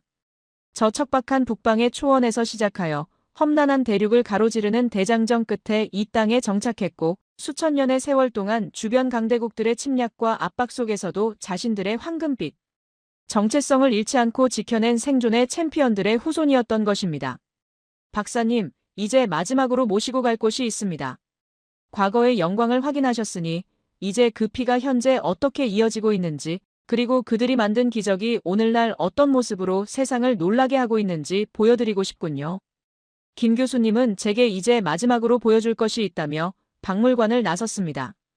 박물관을 나와 울산으로 향하기 전 김 교수님은 제게 꼭 보여주고 싶은 사람이 있다며 핸들을 꺾어 차를 돌렸습니다. 사람이 있다니요? 이 늦은 시간에 누구를 만난단 말인가 의아했지만 그가 저를 데려간 곳은 사람이 사는 집이 아니라 경주 외곽의 또 다른 왕릉, 바로 괴릉이라 불리는 원성왕릉이었습니다. 해질녘 붉게 물든 노을 아래 왕릉은 묘한 적막감에 휩싸여 있었습니다. 김 교수님은 왕릉 앞을 지키고 서 있는 거대한 석상들 앞으로 저를 이끌었습니다. 박사님, 이 석상들과 눈을 한번 맞춰보십시오. 이들이 정말 우리가 아는 전형적인 고대 신라인의 얼굴로 보이십니까? 저는 석상의 얼굴을 올려다보는 순간 마치 망치로 뒤통수를 맞은 듯한 충격을 받았습니다. 돌로 깎아 만든 무사상이었지만 그 이목구비는 너무나 뚜렷하고 생생했습니다. 부리부리하고 움푹 들어간 큰 눈, 메부리코처럼 높게 솟은 콧대, 그리고 턱 밑을 덥수룩하게 덮은 짙은 곱슬 수염. 결정적으로 머리에 쓰고 있는 터번 모양의 모자까지. 이것은 절대로 몽골로이드 계통인 동북아시아인의 얼굴이 아니었습니다. 이건 서역인이잖습니까? 페르시아나 소그드 상인의 얼굴입니다. 아니, 지금의 이란이나 터키 사람과 똑같이 생겼군요. 그렇습니다. 신라 왕릉을 가장 가까이서 지키는 수호신이 바로 서역인입니다. 이것은 무엇을 의미할까요? 당시 신라 조정에 이들 서역인이 실제로 관료나 무사로 복무했다는 뜻입니다. 그것도 왕의 최측근에서 왕을 지키는 친위대 역할을 할 만큼 높은 신뢰를 받았다는 증거지요. 저는 떨리는 손으로 석상의 거친 질감을 만져보았습니다. 처용가에 나오는 푸른 눈의 처용. 그가 단순히 전설 속 인물이 아니라 실제로 신라의 거리를 활보했던 서아시아계 이주민이었다는 사실이 피부로 와닿았습니다. 신라의 개방성은 우리의 상상을 초월하는 수준이었습니다. 그들은 피부색이나 출신 지역을 따지지 않았습니다. 능력이 있고 충성심이 있다면 머나먼 사막을 건너온 이방인에게도 기꺼이 왕의 곁을 내어주었던 것입니다. 박사님, 신라를 그저 조용한 은자의 나라로 묘사하는 건 일제의 식민사관이 만든 악의적인 왜곡입니다. 신라는 8세기 당시 당나라의 장안, 동로마의 콘스탄티노플, 아바스 왕조의 바그다드와 어깨를 나란히 하는 글로벌 메가시티였습니다. 경주 인구의 10% 이상이 외국인이었을 거라는 학설도 있습니다. 김 교수님은 스마트폰을 꺼내 사진 한 장을 더 보여주었습니다. 그것은 경주 월성해자에서 출토된 5세기경의 토우훌긴형 사진이었습니다. 터번을 쓰고 긴 옷을 입은 영락없는 아랍 상인의 모습을 한 흙인형이었습니다. 보십시오. 1500년 전 경주 남천에는 낙타를 타고 온 대상들이 줄을 지어 서 있었을 겁니다. 그들은 페르시아의 양탄자와 보석을 가져와 팔고 신라의 황금과 인삼을 사갔겠지요. 그 증거가 바로 아까 박물관에서 보셨던 그 수많은 유리병들입니다. 아, 그 유리병들. 박물관 진열장을 가득 채우고 있던 영롱한 푸른빛의 유리잔과 봉황 모양의 유리병이 떠올랐습니다. 놀랍게도 경주에서 출토된 로마 스타일의 유리그릇. 숫자는 중국 전체나 일본에서 발견된 것보다 훨씬 많습니다. 심지어 깨지지도 않고 완벽한 형태로 보존되어 있죠. 이건 단순히 물건만 건너온 게 아닙니다. 이 깨지기 쉬운 유리를 험한 사막과 산맥을 넘어 1만 킬로미터나 운반해온 사람과 길이 있었다는 뜻입니다. 저는 그제야 깨달았습니다. 신라는 유라시아 실크로드의 막다른 골목이 아니었습니다. 그곳은 대륙의 모든 문명이 쏟아져 들어와 융합되고 다시 바다를 통해 일본으로 전파되는 문명의 터미널이자 또 다른 시발점이었습니다. 우리는 흔히 지금 시대를 글로벌 시대라고 합니다. 한국의 K-팝의 전 세계를 휩쓸고 한국의 기업들이 세계 시장을 장악하는 걸 보며 기적이라고 말하죠. 하지만 박사님, 그건 기적이 아닙니다. 회귀입니다. 회귀라고요? 네. 우리 유전자 속에는 이미 1000년 전부터 피부색과 언어가 다른 사람들과 어울려 살고 전 세계의 문물을 받아들여 우리 것으로 만드는 국제적인 감각이 각인되어 있었습니다. 쇠국으로 문을 걸어 잠갔던 조선시대의 몇백 년이 오히려 예외적인 시기였을 뿐 한민족의 본류는 언제나 열려 있었고 언제나 세계를 향해 있었습니다. 지금의 대한민국이 보여주는 저 역동적인 개방성은 갑자기 생겨난 게 아니라 우리 할아버지의 할아버지들이 물려준 원래 모습을 되찾은 것뿐입니다. 궤릉의 서역인 무사상은 아무 말 없이 저를 내려다보고 있었습니다. 하지만 그 깊은 눈매는 이렇게 말하는 것 같았습니다. 놀라지 마라. 우리는 이미 1000년 전에도 이곳에서 친구로, 형제로 함께 살았다. 너희가 지금 세계와 소통하는 것은 너무나 당연한 너희의 본능이다. 어둠이 깔리는 경주의 들판에서 저는 대한민국이라는 나라가 가진 그릇의 크기를 다시 한번 가늠해 보았습니다. 이 나라는 단일 민족이라는 좁은 틀에 가두기에는 너무나 거대하고 복합적인 용광로였습니다. 북방의 기마민족, 남방의 해양 세력, 그리고 서역의 상인들까지. 그 모든 에너지가 이 좁은 땅에서 부딪히고 섞여 만들어낸 폭발적인 에너지. 그것이 바로 오늘날 전 세계가 주목하는 K-오리지널리티의 정체였던 것입니다. 이제 이 뜨거운 용광로가 만들어낸 현대의 결과물을 확인하러 갈 시간입니다. 과거의 황금이 어떻게 현대의 산업이라는 갑옷을 입고 다시 태어났는지 그 현장으로 향하는 제 발걸음은 이전보다 훨씬 더 벅차오르고 있었습니다. 어둠이 완전히 내려앉은 동해안 도로를 달려 우리가 도착한 곳은 신라의 수도, 경주와 맞닿아 있는 울산의 거대한 산업단지였습니다. 차에서 내려 바라본 그곳의 풍경은 마치 SF 영화 속 미래 도시를 방불케 했습니다. 칠흑 같은 바다 위로 수없이 많은 불빛이 은하수처럼 떠 있었고 그 거대한 빛의 숲속에서는 밤을 잊은 기계들의 웅장한 구동음이 심장 박동처럼 울려 퍼지고 있었습니다. 김 교수님은 저 멀리 정박해 있는 63빌딩보다 더 길다는 거대한 선박과 끝도 없이 늘어선 자동차 수출 부두를 가리키며 말했습니다. 박사님, 2000년 전 우리 조상들은 말을 타고 대륙을 달렸고 철을 다루어 무기를 만들었습니다. 그 철과 이동의 유전자가 지금 어디로 갔을까요? 바로 저기에 있습니다. 저는 그 순간 머리를 한 대 얻어맞은 듯한 전율을 느꼈습니다. 그렇습니다. 신라, 아니 그 이전의 흉노와 스키타이 시절부터 그들은 철을 다루는데 천재적인 재능을 가진 민족이었습니다. 가야와 신라의 철갑 기병들이 입었던 판갑 갑옷의 그 정교함과 강철을 다루는 기술은 당대 최고였습니다. 그 뜨거운 용광로의 불꽃은 꺼진 것이 아니었습니다. 그들은 단지 칼과 창을 내려놓고 그 손기술과 열정을 거대한 배와 자동차, 그리고 제철소로 옮겨왔을 뿐이었습니다. 세계 1위의 조선업, 세계 5위의 자동차 생산국, 그리고 세계 최고의 제철 기술. 이것은 우연히 이루어진 한강의 기적이 아니었습니다. 이것은 수천 년 전부터 이들의 피 속에 흐르고 있던 철의 DNA가 현대의 자본과 기술을 만나 거대한 폭발을 일으킨 필연적인 결과였습니다. 그리고 하나 더, 박사님께서 박물관에서 보셨던 그 금관의 미세한 누금 세공 기술 기억하십니까? 1mm도 안 되는 금. 알갱이를 수천 개씩 붙여 만들었던 그 편집증적인 정교한 말입니다. 김 교수님의 말에 뇌리를 스치는 것이 있었습니다. 그 손기술이. 설마. 네, 맞습니다. 그 정교한 손기술은 지금 반도체라는 이름으로 부활했습니다. 머리카락 굵기의 수만 분의 1 단위로 회로를 새겨 넣는 나노 공정. 이건 둔감한 손끝으로는 절대 불가능한 영역입니다. 고대 신라인들이 금 알갱이를 다루던 그 집중력과 손끝의 감각이 오늘날 대한민국을 IT 강국으로 만든 원동력인 셈이죠. 저는 입을 다물 수가 없었습니다. 말을 타고 달리던 속도, 철을 다루던 기술, 그리고 황금을 세공하던 정밀함. 이 세 가지 유목민의 핵심 DNA가 현대 대한민국이라는 용광로 안에서 완벽하게 융합되어 있었던 것입니다.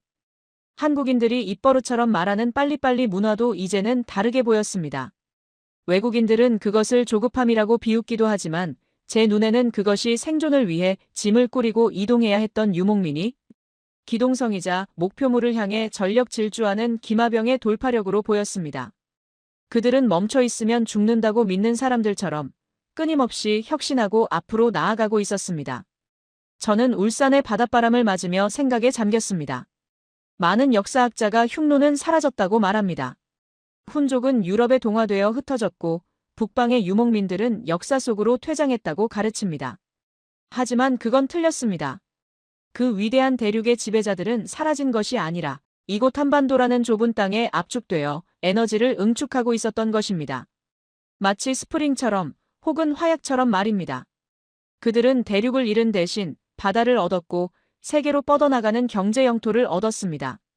2000년 전에는 말발굽으로 유라시아를 누볐지만 지금은 그들이 만든 반도체와 스마트폰, 자동차와 선박이 전 세계 5대양 6대주를 누비고 있습니다. 방식만 바뀌었을 뿐 세계를 무대로 활동한다는 그들의 본질은 조금도 변하지 않았습니다. 한국에서의 일정을 마치고 돌아가는 비행기 안에서 저는 창밖으로 멀어지는 한반도의 야경을 내려다보았습니다. 불야성을 이룬 서울의 불빛이 마치 거대한 황금 왕관처럼 보였습니다. 저는 가방 속에서 낡은 수첩을 꺼내 이번 여행의 결론을 적어 내려갔습니다. 나는 잃어버린 제국을 찾으러 왔다가 살아있는 전설을 목격하고 돌아간다. 그들은 자신들이 흉노의 후예라는 것을 잊었을지 모르지만 그들의 피는 모든 것을 기억하고 있다. 대한민국은 반도에 갇힌 작은 나라가 아니다. 그들은 반도라는 발판을 딛고 다시 한번 세계를 호령할 준비를 마친 잠자던 거인이다. 존경하는 시청자 여러분, 오늘 제가 전해드린 2000년의 시간 여행 어떠셨습니까? 여러분이 무심코 지나쳤던 경주의 언덕들이 그리고 여러분의 몸속에 흐르는 뜨거운 피가 사실은 인류 역사상 가장 역동적이었던 영웅들의 유산이라는 사실이 가슴 벅차지 않으신지요? 우리는 오늘 경주의 흙더미 속에서 시작해 몽골의 초원을 건너고 마침내 울산의 찬란한 산업 현장까지 달려왔습니다. 이 긴 이야기를 통해 제가 여러분께 꼭 전해드리고 싶었던 선물은 단순한 역사 지식이 아닙니다. 바로 자신감입니다. 혹시 살면서 우리는 약소국이라서 어쩔 수 없어, 우리는 지정학적으로 갇혀있어라는 패배감에 젖어본 적은 없으신가요? 하지만 오늘 우리는 확인했습니다. 여러분은 좁은 반도에 갇혀 지내던 사람들의 후손이 아닙니다. 유라시아 대륙의 절반을 호령했던 황금의 제왕, 그 거침없는 개척자들의 피가 바로 여러분의 혈관 속에 펄펄 끓고 있다는 사실을 말입니다. 과학 DNA가 증명했고 언어가 증명했으며 저 거대한 제철소와 반도체 공장이 그것을 증명하고 있습니다. 여러분이 일상에서 발휘하는 그 놀라운 순발력, 위기 속에서 뭉치는 단결력, 그리고 불가능을 가능으로 만드는 끈기. 그것은 우연히 생긴 것이 아닙니다. 수천 년 전 거친 대륙을 달리며 생존했던 승리자의 유전자가 여러분에게 물려준 위대한 유산입니다. 그러니 이제부터는 거울을 보실 때 그 속에 비친 자신의 모습을 조금 더 자랑스럽게 바라보셔도 좋습니다. 당신은 당신이 생각하는 것보다 훨씬 더 거대하고 강인하며 세계적인 존재니까요. 이 가슴 벅찬 진실이 더 많은 분에게 닿을 수 있도록 지금 구독과 좋아요 버튼을 눌러주십시오. 여러분의 클릭 한 번은 잊힌 역사를 되살리고 대한민국의 자부심을 전 세계에 알리는 가장 강력한 응원이 됩니다. 여러분의 몸속에 흐르는 북방의 뜨거운 피, 혹시 살면서 그 야성을 느껴보신 적이 있으신가요? 나는 이럴 때 한국인의 뜨거운 피를 느낀다 하는 순간이 있다면 댓글로 남겨주세요. 여러분의 생생한 경험담이 이 역사의 마지막 퍼즐 조각이 될 것입니다. 저는 다음 시간 한국인조차 몰랐던 하지만 전 세계가 경이로워하는 또 다른 감동적인 사연을 가지고 다시 돌아오겠습니다. 시청해주셔서 감사합니다.